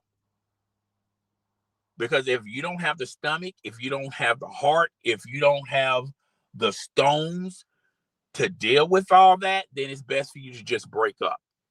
Okay. But I continue. So a lot of blog pages, including myself, is under the belief that, yeah, she probably accepted DJ Envy back, but she accepted DJ Envy back on her conditions. All right. So DJ Envy was put in a situation where either he takes it or leave it. Now, there's also reports out there that said the reason why DJ Envy accepted these conditions because his wife, and allegedly, I don't know if this is true. I could have done some research, yeah, but I just didn't think it was necessary. But I'm just telling you what the publications are saying. A lot of people believe that Gina didn't sign a prenup. They don't have a prenup. DJ Envy and his wife does not have a prenup. So this could have cost him financially. And I'm going to be honest with you. If you look at what's going on with DJ Envy with his uh, financial partner in this scheme thing. Now, DJ Envy is saying that he has no knowledge of it. He's not a partner with. He doesn't condone his financial partner's actions on scheming and scamming people on some rental property. But Tony the Closer, and shout out to Tony the Closer, he's pretty much building an argument that DJ Envy knew darn well what was going on with this. So y'all have to go to his page, his Instagram, his YouTube channel. He explained it. I'm not going to go because finances and business, I don't know nothing about. I know little about it. Okay. But anyway, that would have been bad timing because think about it. If she would have divorced him, and let's just say hypothetically, she didn't sign a prenup, she would have gotten more than half of DJ Envy's estate of his finances, and could have took him to the cleaners. And DJ Envy would, I just think anything after that, DJ Envy wouldn't have a lot of pull or a lot of money to do. Like, he says that he's this he buys property, he flips property, he does car shows, he buys cars and things of that nature. He wouldn't have the ability to go fully into that if his wife takes him to the cleaners and if she didn't sign a prenup. Now, even though if they signed a prenup, all prenups are not ironclad. It's not just X'd in stone. There are a lot of women out there who have signed prenups and gotten more out of the judgment than what the prenup was originally for, what they were originally going to get from the prenup. So there's a lot of examples of women beating those prenups. Okay, so those prenups are not ironclad. Okay, so even if articles are saying that there's no prenup in their relationship, but either way, if she would have divorced DJ Envy's fortune would dramatically change. Okay, to the point of he wouldn't be able to do the deals that he's doing now. Okay, I'm just giving you guys some insight. Okay, so back to wrapping the storyline up. That's where we at with DJ Envy and Tyrese. Now, Tyrese went to the Breakfast Club. I thought Tyrese was cordial. I thought Tyrese was set back some on some recent comments what DJ Envy said, because DJ Envy came right out the gate, called him, he's off his psych medication, basically using the crazy card. And that threw Tyrese off a little bit. And a lot of people are giving credit to Tyrese for restraint. I think it was a little of restraint, but I also thought Tyrese in his mind was thinking, okay, well, wait a minute. This is not what we agreed to we agreed to air out our differences and come to a resolution, and you're automatically attacking me and disrespecting me, and then saying that I disrespected your wife. Okay, so I thought he was thrown back. I thought he was thrown back at what DJ Envy was saying, and he was very cordial. He was very cordial, and he had restraints. But there was no resolution with this interview, with this Breakfast Club interview with Tyrese and DJ Envy. It was pretty much, uh, you know, it just wasn't. It just wasn't. So after the Breakfast Club interview, Tyrese went to social media again, went to his Instagram page and talked about it, and said that he will have more info. And that's when he showed the messages when DJ Envy said, "I told my wife to stop messaging you uh such and such month ago, such and such year ago."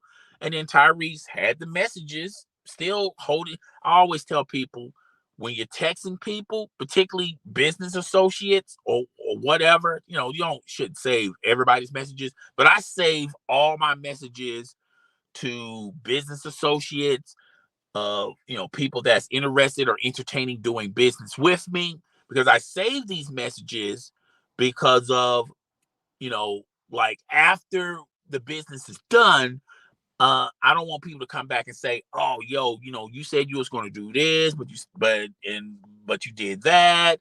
You promised you was going to deliver here, but you didn't deliver on your promise." I go, "Whoa, whoa, whoa, whoa, whoa."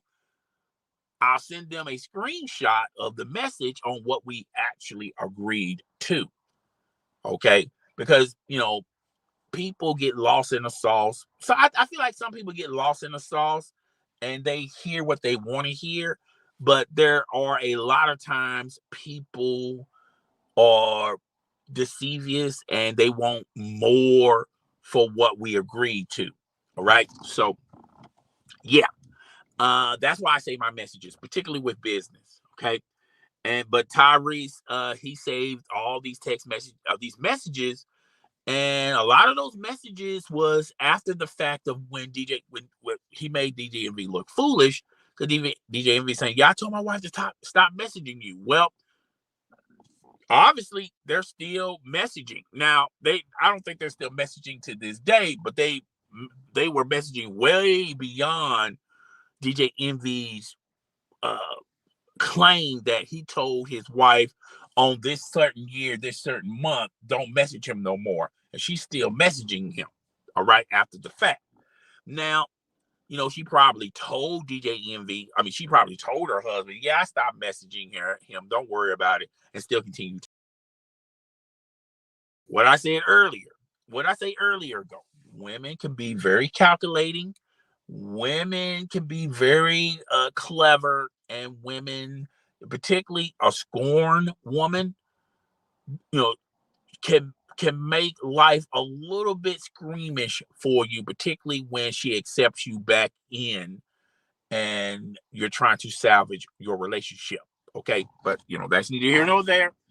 And yeah, so he showed the messages. Obviously, she was, but when you read the messages, when you read the context of the messages, it was just basic um comments. She didn't say anything outrageous to him. She didn't say anything sexual to him. And likewise, it was just basic random conversation, like, "I'm interested in buying this Bentley. What you think?" And then she responds, "That's nice." She didn't, she didn't even waste a full sentence on it. Okay.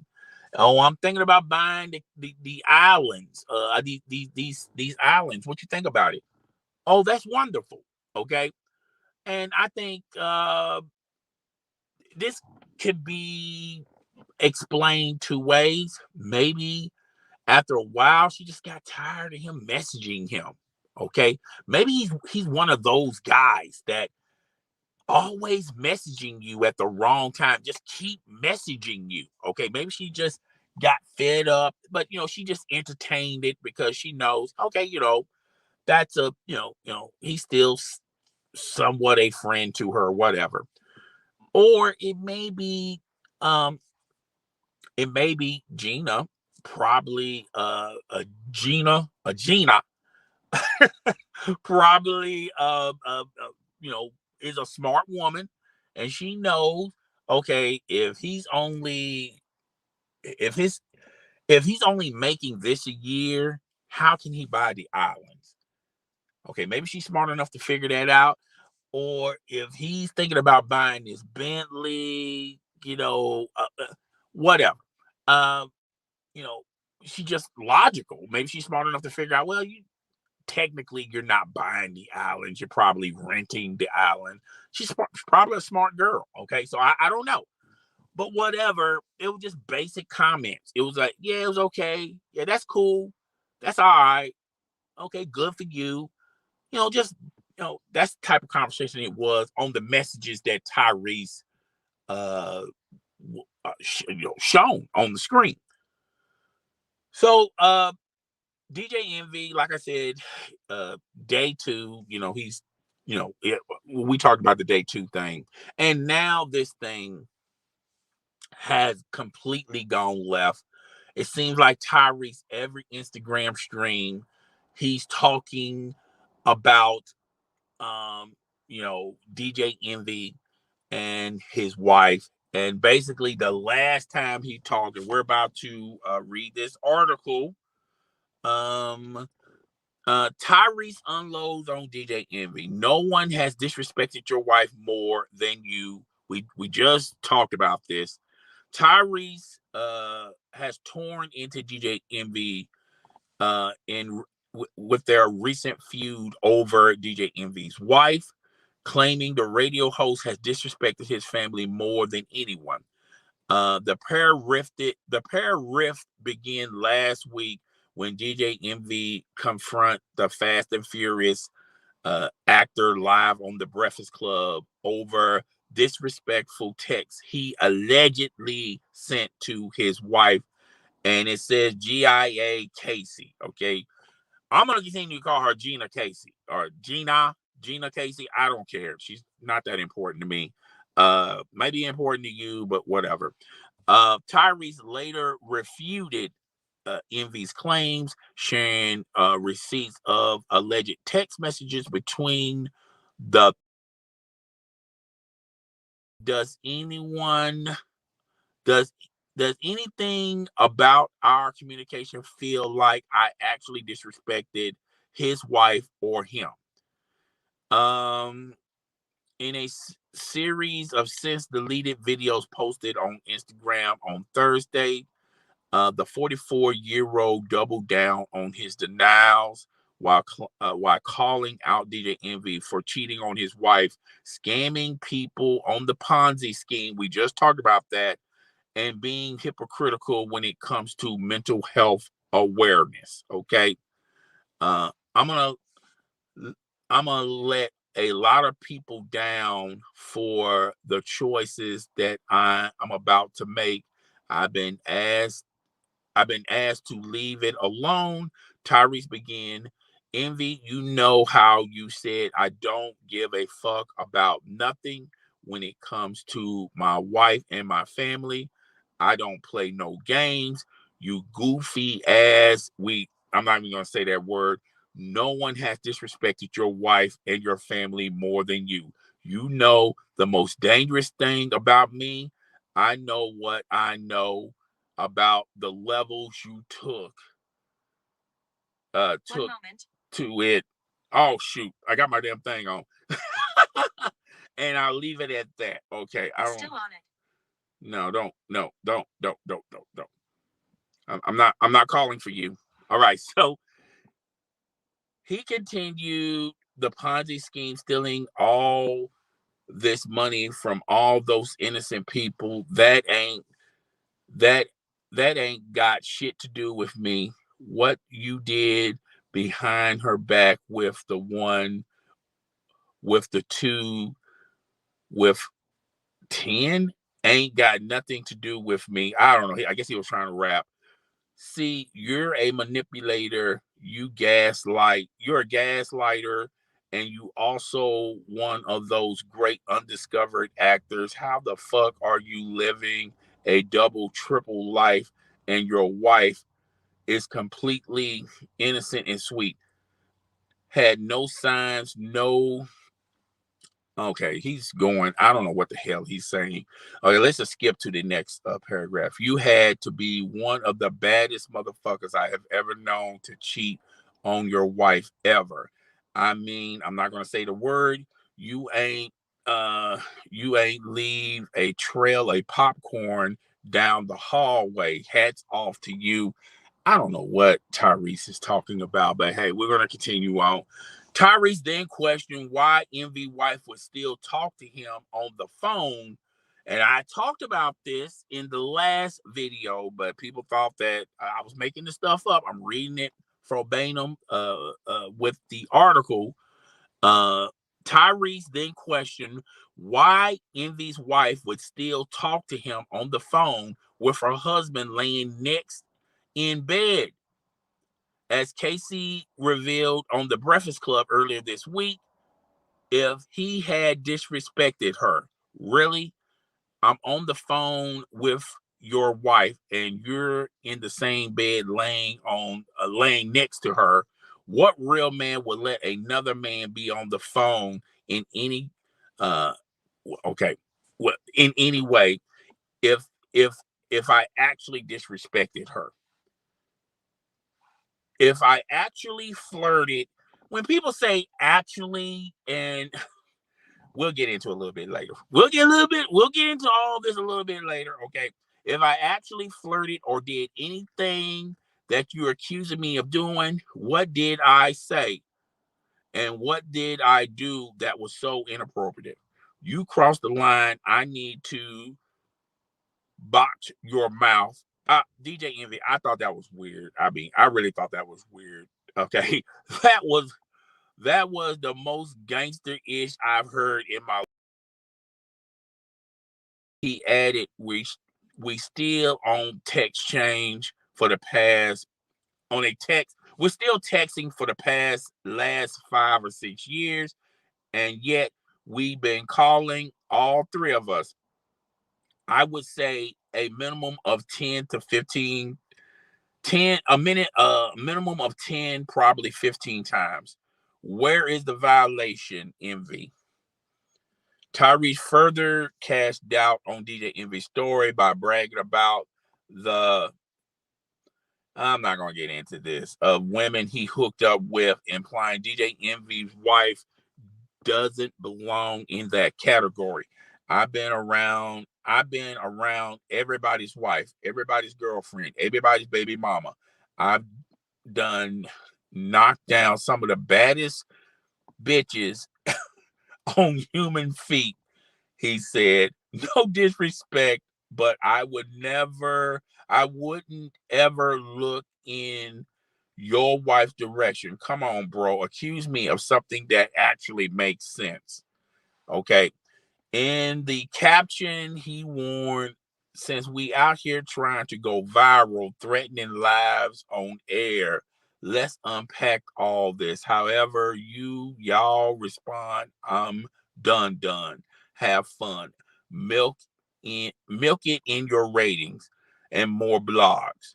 What I'm never going to do until my last breath. Come on, Tyrese, is to let anyone question my integrity. Okay, attack my character and be out here reckless with some random uh let's go ahead and say it, fuck shit. I would strongly suggest you tread lightly. If you don't, if if okay, hold up.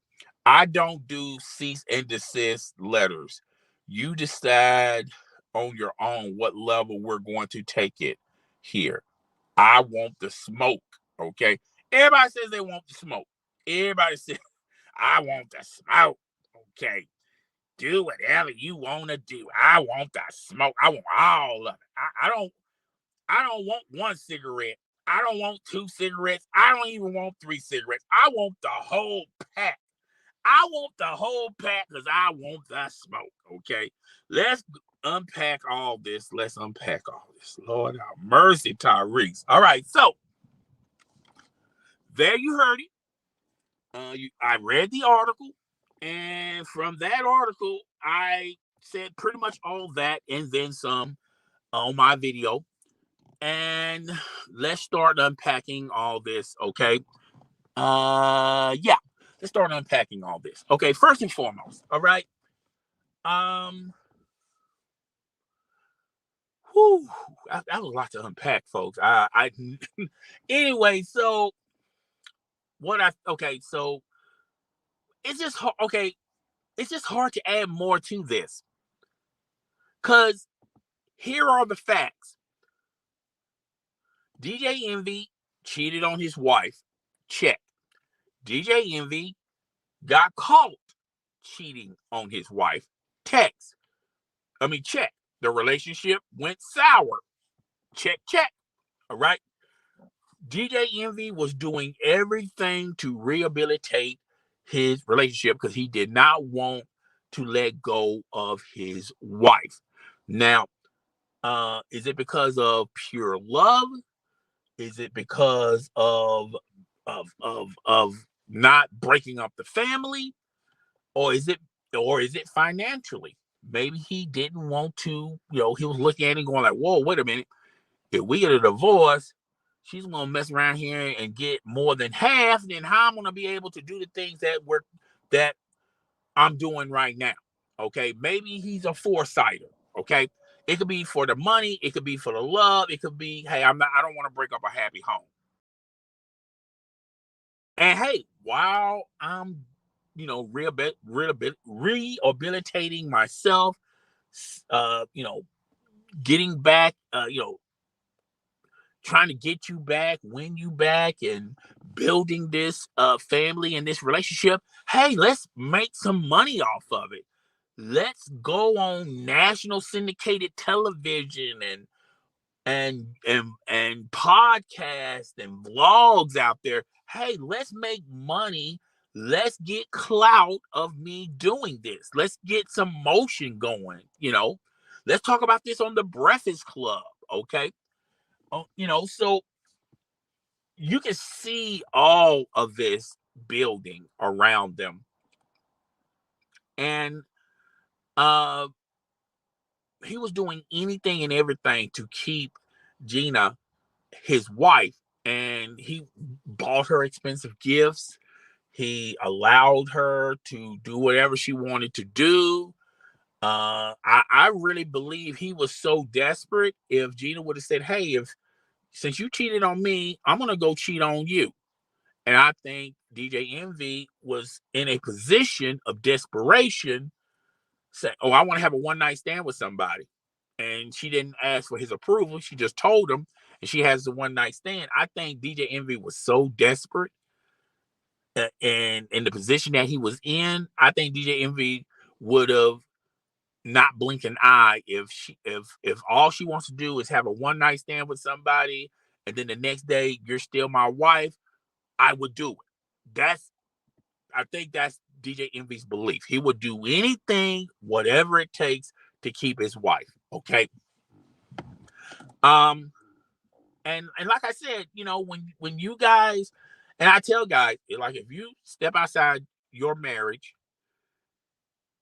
and you get caught red-handed, it's just best if you don't have the stones, the heart, the mentality to deal with the process, because it's gonna be a lot of times in this process she's gonna be pointing finger. You're gonna be going to marriage counsel. You're gonna be going to all. You're gonna be, if you're a religious type of person, you might want to speak to your pastor. What if you're gonna go through a lot of stuff, and you're gonna have to unpack, repack.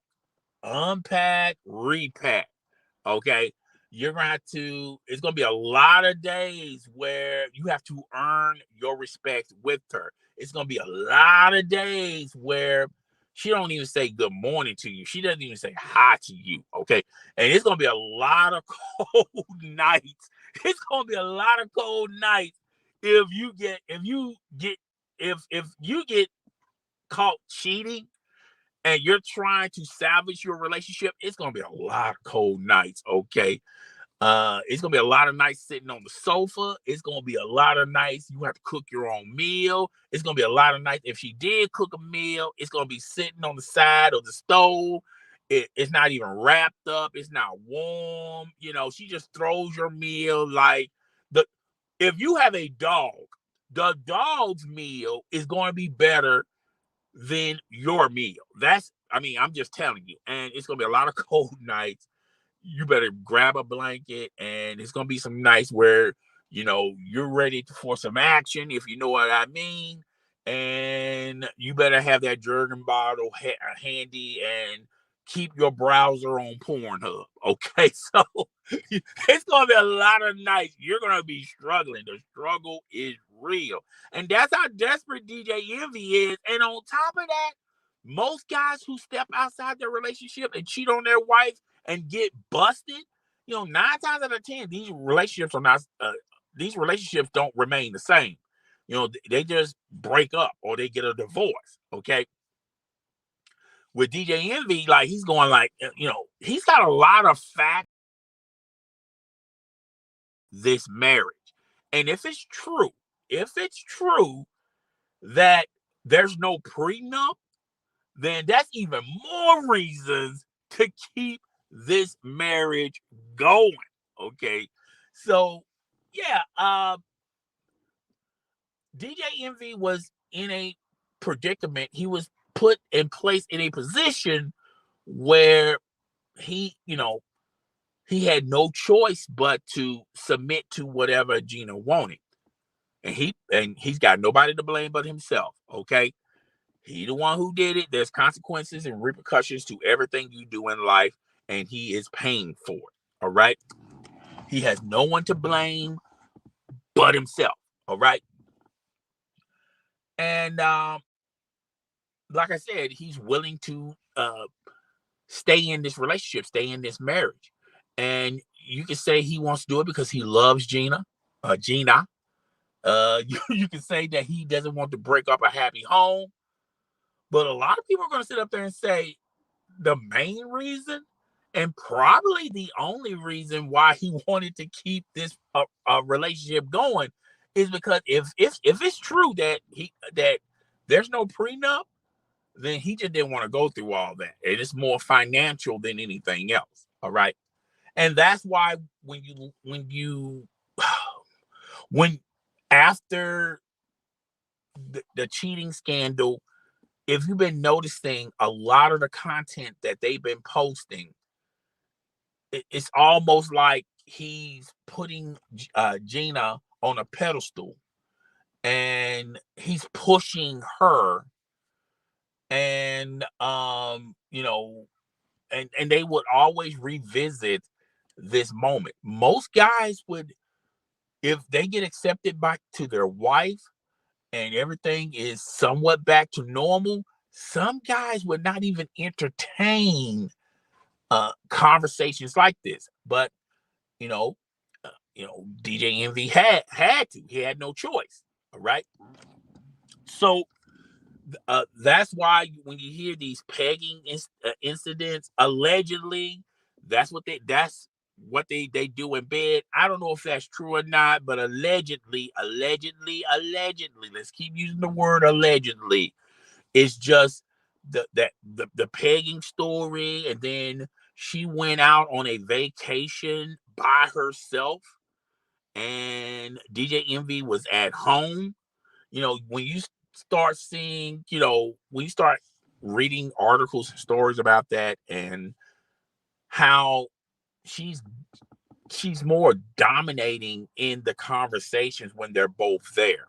It's like she's doing the majority of the talking, and DJ Envy is just piggybacking, and he's not really pushing her on any of her conversations. He's sort of like co-signing to everything Gina says. And they've been promoting a book, and they have been promoting a book about this incident. I mean, they're trying to make a profit off of something that would be tragic to most people in their relationships. Okay. I don't care if you're a male or a female. Nobody wants to revisit or rehash moments like this. Okay. People would like to be rehabilitated. People like to uh, unpack it and try to move forward to finally pack it. And in some cases, they don't pack it. But you can clearly tell in anybody that goes through this, the relationship dramatically changes. All right. And it is what it is after that. So, um, you know, Tyrese made a lot of claims in that article that, they have been, that he's been text messaging her and she be laying in bed. Now, how would he know Gina reading his messages? How would he know that Gina was, when she was in phone conversations, she was laying in bed? And why is that important? Okay. In the grand scheme of things, when you're texting or when you're calling somebody, do you tell the individual what you're doing? Like, I know a lot of people, and I know it's going to sound disgusting, but I know a lot of people have sent text messages or called somebody while they were in the restroom. And the person that they're communicating has no idea where they're at unless they flush the toilet. That's when they'll know. And but you're not going to advertise that like, "Hey, how are you? I'm doing fine." Or I'm on the shitter. I'm on the shitter. I'm talking to you from the shitter. I'm texting you from the shitter. Why is that important? Or if you're taking out the trash, or if you, the only way people really know if they hear subtle things, like if you're driving, people can hear people can hear the car moving. Or you're in the car. Yeah, I'm in the car. Or if you pay attention enough, you can tell when someone's in the restroom because it's like this big echo, or you hear some water in the background, or if you hear a toilet in the background flushing. Oh, where? Oh my God, where are you at? You're in the restroom talking to me? Oh yeah, I'm in the restroom. Okay, but the bed. How would you know if someone is messaging you or calling you from their bedroom unless they told you that they were calling you and messaging you in their bedroom? And what made it even worse, in a lot of these phone calls and text messages, DJ Envy was laying next to her. Now, I will say this. I think that's kind of odd that your significant other, your wife, is texting one of your friends in the bedroom, because that's just a clear line of disrespect for your husband. Like, you're on the phone calling one of his friends. He has more relationship with DJ Envy than the wife, even though the wife talked to him when times were rough, when they were getting ready to break up and things of that nature. But if that's not disrespect, I don't know what is. But on the outside looking in, we're looking at it as disrespectful. I mean, why would you talk to another guy and your husband laying in the bedroom? That's just so disrespectful. There's a time for play. There's a time and a place for everything, and that's definitely not the time nor the place. However, on the outside looking in, maybe DJ Envy didn't even have an opportunity to call it disrespectful because of the predicament he finds himself in. Because I'm pretty sure, even though she forgives him on when he stepped outside the relationship, she damn sure hasn't forgotten. And I guarantee every time they have a dispute, every time they have an argument, guys, girls, you know this, you're going to pull something from left field and make it make sense in your dispute and in your argument. For example, y'all could be driving and she says, the restaurant's down the street. All you gotta do is make a left, and you can get there a lot quicker. And he'll go, no, no, no, no, no. I'll just go straight, and I'll get there even quicker. Okay. Well. You'll be right in front of the restaurant, right next to the parking garage, and he'll go, no, no, no, no, no, no. I know what I'm doing. I've done this 1,000 times before. I'm going to continue to go straight. And then from out of nowhere, she's gonna say, "Did you go straight when you was fucking that female?" And then you just hit the left. Okay, you see how I'm telling you, a lot of people are gonna sit up here and say, I'm telling you, women will forgive you. Most women will forgive you, but a lot of women ain't gonna forget it. They are not gonna forget it, and they will bring it up. Okay. And I'm pretty sure at that moment, DJ Envy, he was probably thinking in his head, man, this is disrespectful. Why would Tyrese be calling my wife and laying in bed? I'm laying in bed with my wife, and my wife is calling Tyrese, or Tyrese is calling my wife. Why is my wife messaging Tyrese and I'm laying in bed with her? Okay, that is so disrespectful. That my wife has no respect for me. He's thinking it in his head, but the words are not going to come out of his mouth. He's not going to tell her that. Why? Because he was caught stepping outside relationship multiple times, cheating on his wife. So it's one of those things. Like, a woman will forgive you, and there are some women that will partially forgive you, but there's not a woman on this planet is going to just forget it and just drop it and move on. All right. And that was the predicament DJ MB found himself in. And and that's why they've been going back and forth. DJ Envy and Tyrese. Well, more so Tyrese, with these Instagram posts, which he done deleted. I think in the grand scheme of things, Tyrese, in the grand scheme of things,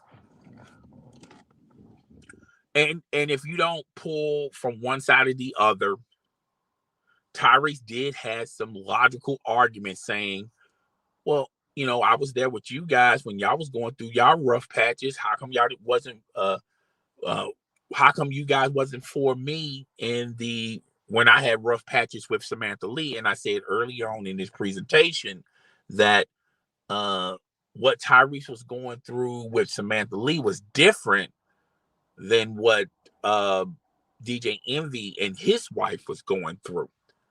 And two, you know, I don't think DJ Envy and his wife consider Tyrese that important. They don't consider him a friend.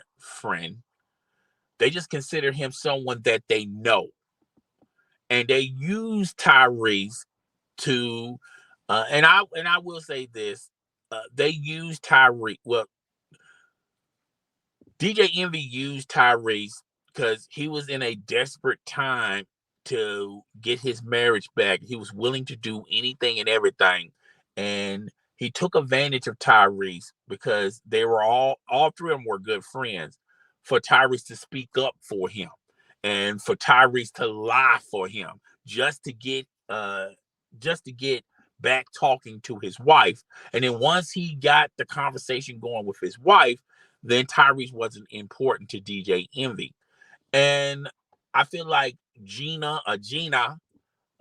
she used Tyrese to the standpoint of, I'm gonna make my husband jealous, since because I'm gonna use this Tyrese angle to make him jealous. And I think there was a little flirting going on between Tyrese and the wife, but it wasn't going to go anywhere. She wasn't going to step outside her marriage to prove a point.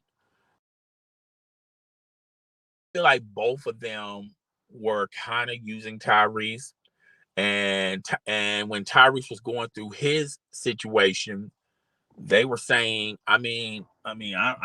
they they were pretty much saying, hey, there's no use for me to.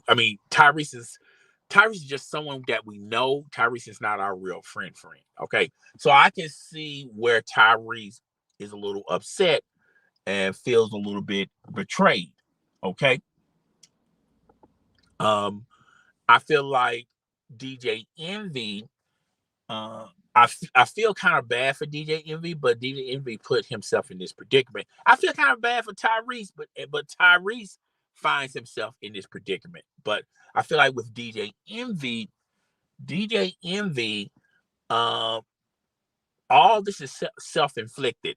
DJ Envy should have never stepped outside his marriage. Um, you know, he shouldn't cheat on his wife. I don't care if you cheat on your wife one time or 1,000 times. It's still distasteful. It's disrespecting, and in some cases, it could lead to breaking up a happy home. And I don't care what DJ Envy excuse was. Well, that's not the real DJ Envy. That the character DJ Envy was believing the hype, and that's when I started stepping outside my marriage. It's whatever you want to use those excuses. You stepped outside your marriage. I do feel a little bit sorry for you because you found yourself in a predicament where you had to rubber stamp everything, and you probably was cool with Tyrese. You were probably cool of using Tyrese to get back in good standings with your wife, but you're not cool with Tyrese still communicating with your wife after the fact. All right. You're not cool with your wife um making a quick buck off this cheating thing by making books. Y'all, went on podcasts talking about this. You went on syndicated shows. DJ Envy, you was on The View. And back then, The View was the most popular thing on daytime television. All right. And you was talking about your behavior and your relationship and the process and everything just to sell a book, but also you did that and you pretty much shamed yourself on live television. But DJ Envy had no choice. He either, had to do this. If he would have said no, he didn't want to do this, he didn't want to talk about this, I think it would have fell off with him and Gina. And I think she was, just using him like a show pony and was throwing darts at the show pony. Okay. And to publicly shame him and to publicly let other women know that that's her man and he's not going to do it again. So I do feel a little bit sorry for DJ Envy, but at the end of the day, DJ Envy, this is self-inflicted. Shouldn't have went outside and cheated on your wife. I don't care if you cheated on her one time or 10 times. It's still the same. It's still disrespectful. It's still distasteful. And it's disgusting. And anything Tyrese may have mentioned to your wife over the phone, flirting or allegedly flirting messages, that is nowhere near disrespectful than what you did to your wife. I think what you did to your wife was more disrespectful than anything Tyrese has said to your wife, okay, or allegedly said to your wife, okay. And I do feel a little bit. I feel like I feel more sorry for Gina, or Gina, however y'all want to pronounce it. I do none of this stuff. Okay, before DJ Envy cheated on her, life was good. She loved being married to him. They have a family together, and she loved the benefits of being married to him. And and I don't know, she might not be in love with him. I think she is in love with him and love being a mom. She liked to be in the background. She was cool with being in the background. All right. But when this cheating thing came out, it just changed. It just changed a lot about her. She's more vocal. Um, she's more open. She's more out in the front. When they were doing, I don't know if they're still doing their podcast. They used to have a podcast that premiered every Saturday. I was subscribed to their podcast. I don't know if they're still doing that. Uh, I have to look on YouTube and see.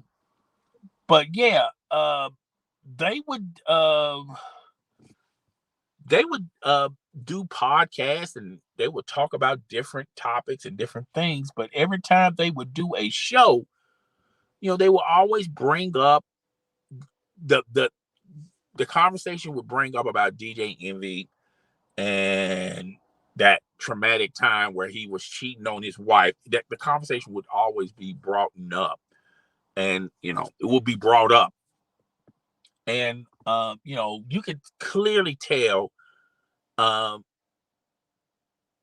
Gina is not going to let go. Gina is not going to let go, and he's just going to have to deal with it. Now, I feel like there's going to be a time in their marriage where she totally forgives him, and I think she's supportive of DJ Envy, but she's not going to let go of the fact that, dude, you cheated on her. All right. And sometimes it takes a while for a woman to totally forgive you, particularly if you've been caught out there cheating. And you're going to cheat on her with Erica Mena or Erica Mena's sister. I think I'm butchering their names. I don't care at this point. You guys know I butcher people's names on a constant, consistent basis. But allegedly, he was out there cheating with her. Allegedly, all right? And I just feel like if you're going to cheat, if you're going to look, I feel like this. No matter if you do something right or wrong in your life, just do it. Do it the right way. And if you're going to cheat, why are you going to cheat with somebody that is known to air out their business on social media? Why? Why would you cheat on your it's like you're basically doing, you're cheating on your wife with someone. It's like cheating on your wife and you cheated on your wife with their sister. Or you cheated on your wife and you cheated, and the person that you cheated on your wife with lived next door to y'all, a neighbor that lived next door to you. Okay, so if I'm not recommending cheating, but if you're going to cheat, man, cheat smart, cheat sensible. Okay, cheat with somebody that's in another state. Okay, cheat with somebody that's in another town. Okay, that has no affiliation or association with you uh personally, privately, or work related or anything like that. But that's how a lot of people get caught. A lot of people get caught out here in these streets, cheating on, stepping outside your relationship and cheating on your wife with the next door neighbor. Like if you live in apartment A, you're cheating with another woman on apartment B. They're going to have plenty of opportunity where they're going to run into each other. All right. Right. But some guys are, wired like that, but I'm not promoting cheating. I'm just saying, if you're going to cheat, just cheat smart. That's all I'm saying. Okay. And I feel like personally, this is over with. The finale is over with. Tyrese have said everything he can possibly say. And it's gone to the point of, okay, Tyrese, you say you have these text messages and these conversations recorded. Okay, it's either put up or shut up. And the wife of DJ Envy says, "Well, I have some stuff saved up too, but I don't, and I'm not going to air it out, but I will if I have to." Well, Gina is either you put up or shut up. Okay, I just think that you know, at the end of the day, their relationship is ruined. They don't have a friendship no more. Tyrese, DJ Envy, or the wife. I mean, all three of them. They're no longer uh, associated with each other. They're no longer friends. But I told you guys, they're not friends. They're more associates. They know each other through the entertainment field. And let's just face facts and face reality, okay? Let's just be real, all right? I feel like Tyrese uh, prime years are behind him.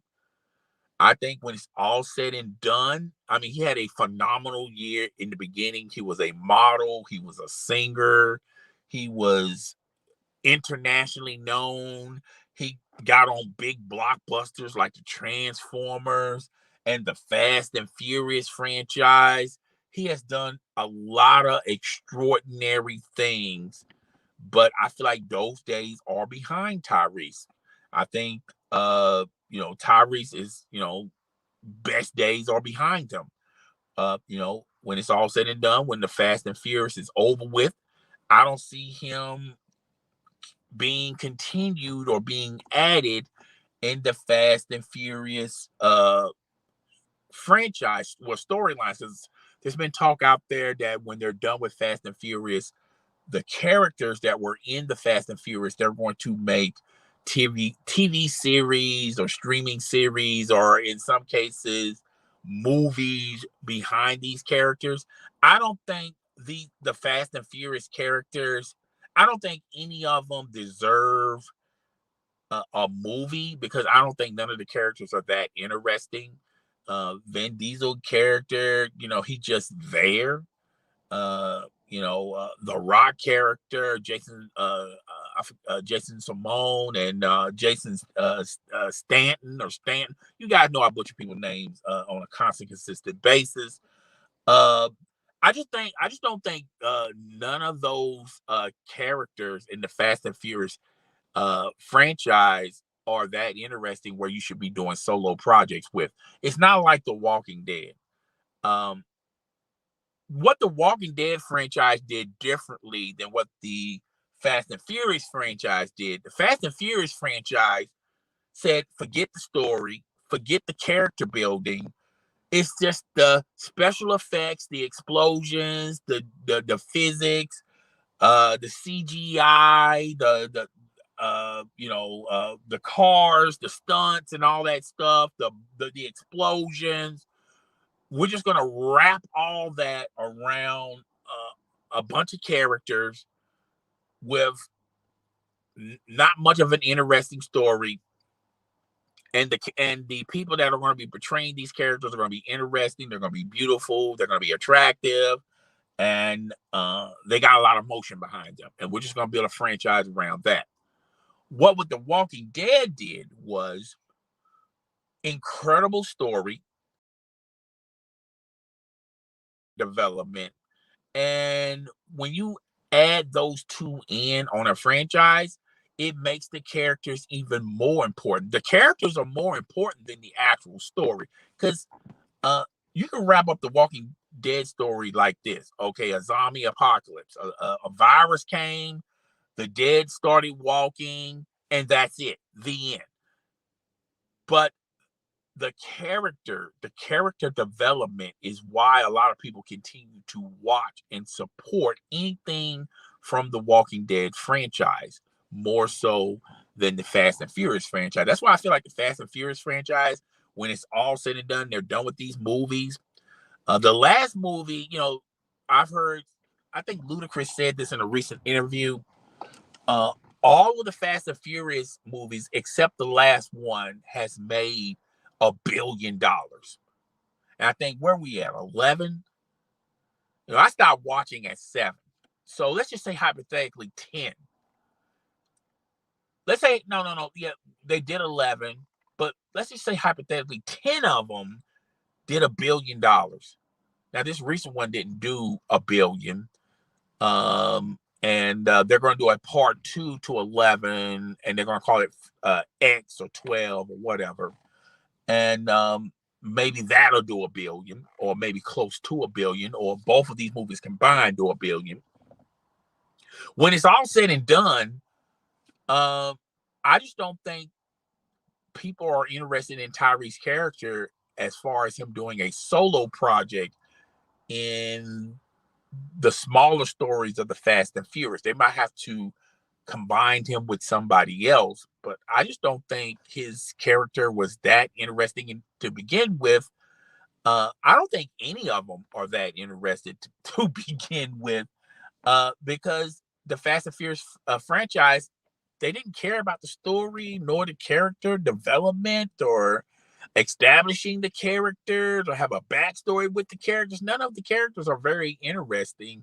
And theoretically, you can take, instead of paying Vin Diesel and Tyrese and Ludacris and all of these guys that portray these characters, you can replace them with younger stars and continue on with these Fast and Furious franchise.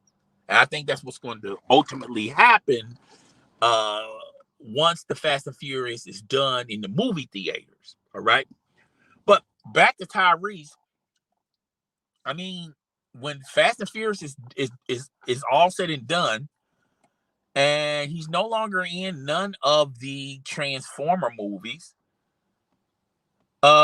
he's a hell of a singer. He's starting to I think he's been on hiatus music wise. He's been dropping singles here and there. Now his recent single was about his time with Samantha Lee, about the child support and all that. I don't think that single is going to blow up. It's going to be internationally known.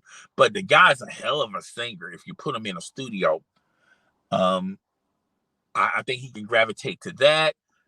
Gravitate going on tour, maybe doing a couple of movies here and there, but I don't think there's a lot of buzz for him to continue to do movies.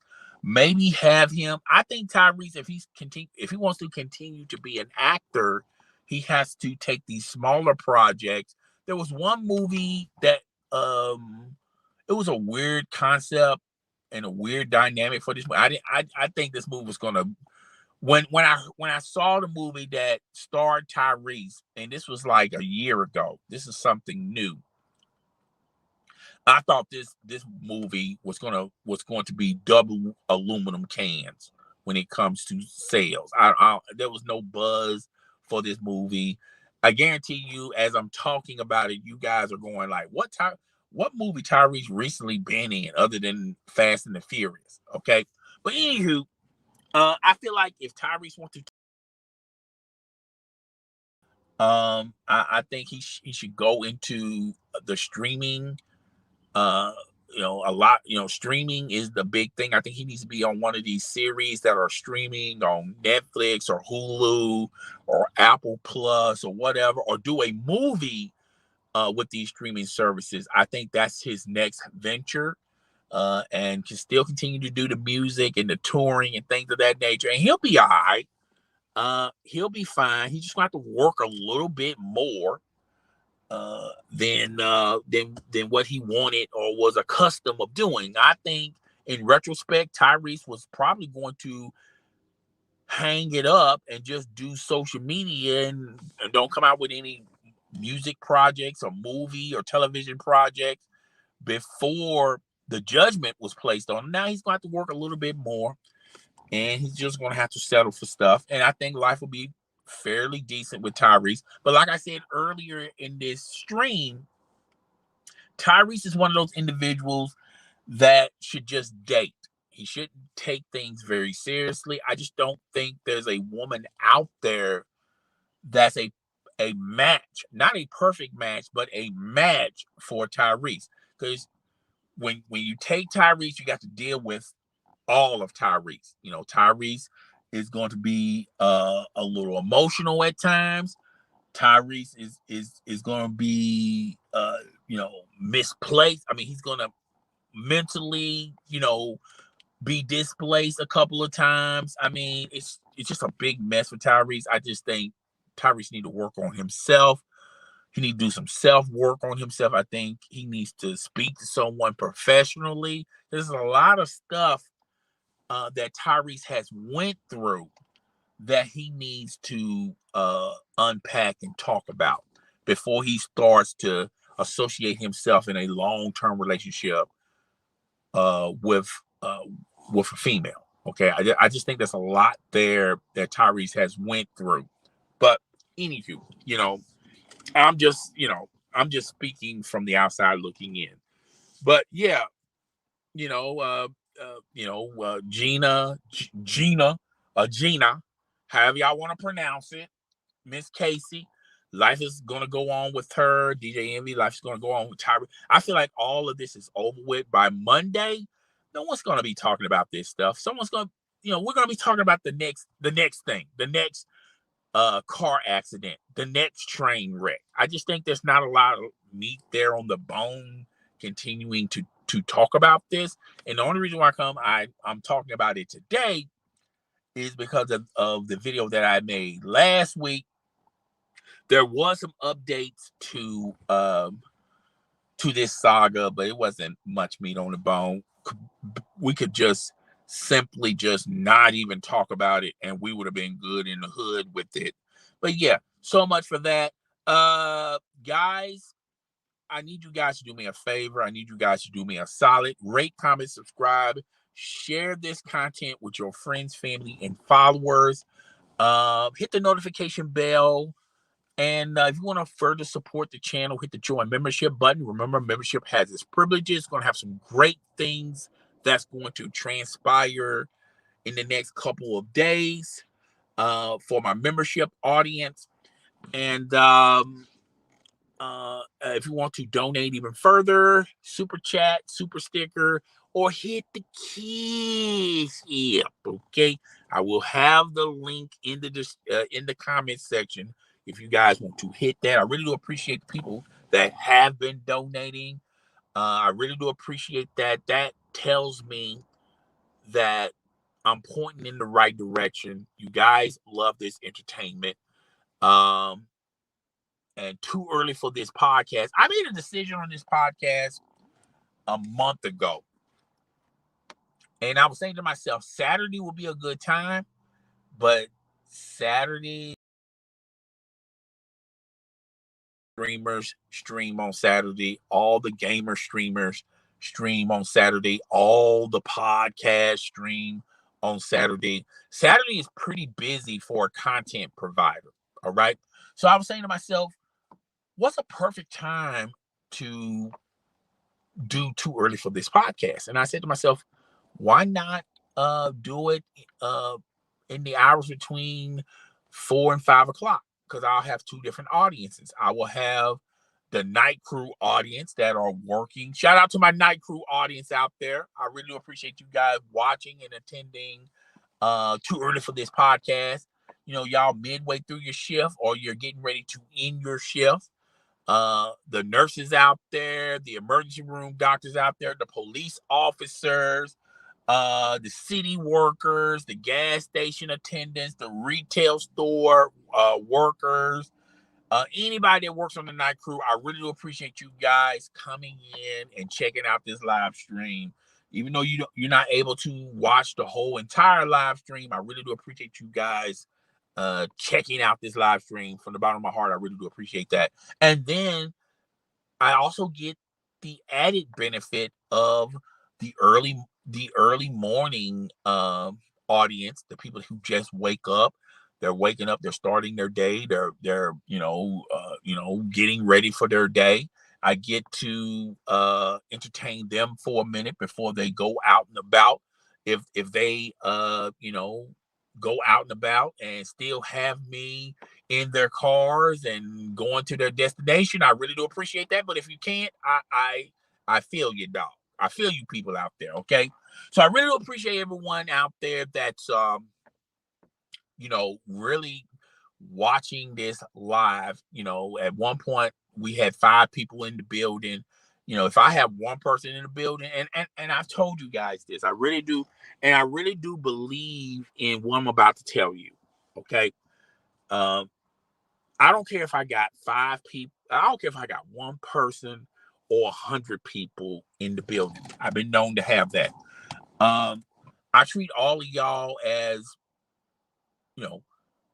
just conversation one-on-one. I feel like I'm conversating with you guys one-on-one at the water cooler or at the workplace or at the church or at school. I feel like I'm doing a one-on-one conversation with you guys. And that's why I can do these live streams consistently, because I don't look at the numbers. I don't pay attention to how many. I let you guys know how many people are in the building. I also let you guys know to, do the subscribe notification bell and share it with your friends, family, and followers. But I don't get hyped up of, oh my God, I got 1,000 people in the building, or I got 100 people in the building, or I don't have nobody in the building. Okay. As long as I can get one person to just listen to my live stream, I would love to have you guys to comment, but that's neither here nor there. But I really do appreciate the people that watch it live. I also appreciate the people that watch the re-air of Too Early for This podcast. And I really do appreciate the people that hit the comment section and say good things about it. Tell me that they like the show. I like all comments, good, bad, or whatever. All right. So yeah, that's pretty much it. It's official. This episode, I believe this is episode 63, is over with.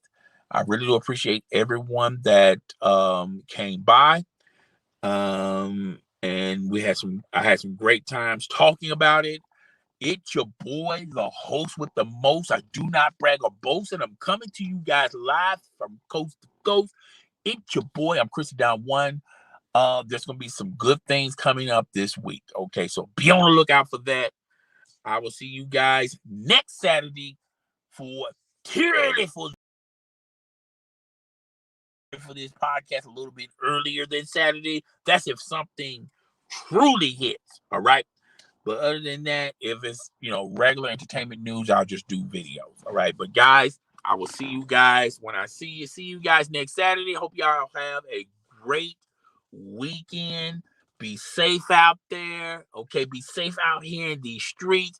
Don't step outside your marriage or your relationship by cheating on your significant other. Okay. So respect one another, love one another, and just be safe out there. And I will see you guys on Too Early for This podcast next Saturday. And I also will see you guys on the next video that I drop sometime this week. Okay. But guys, I'm up out of here. I'm out. I'm gone.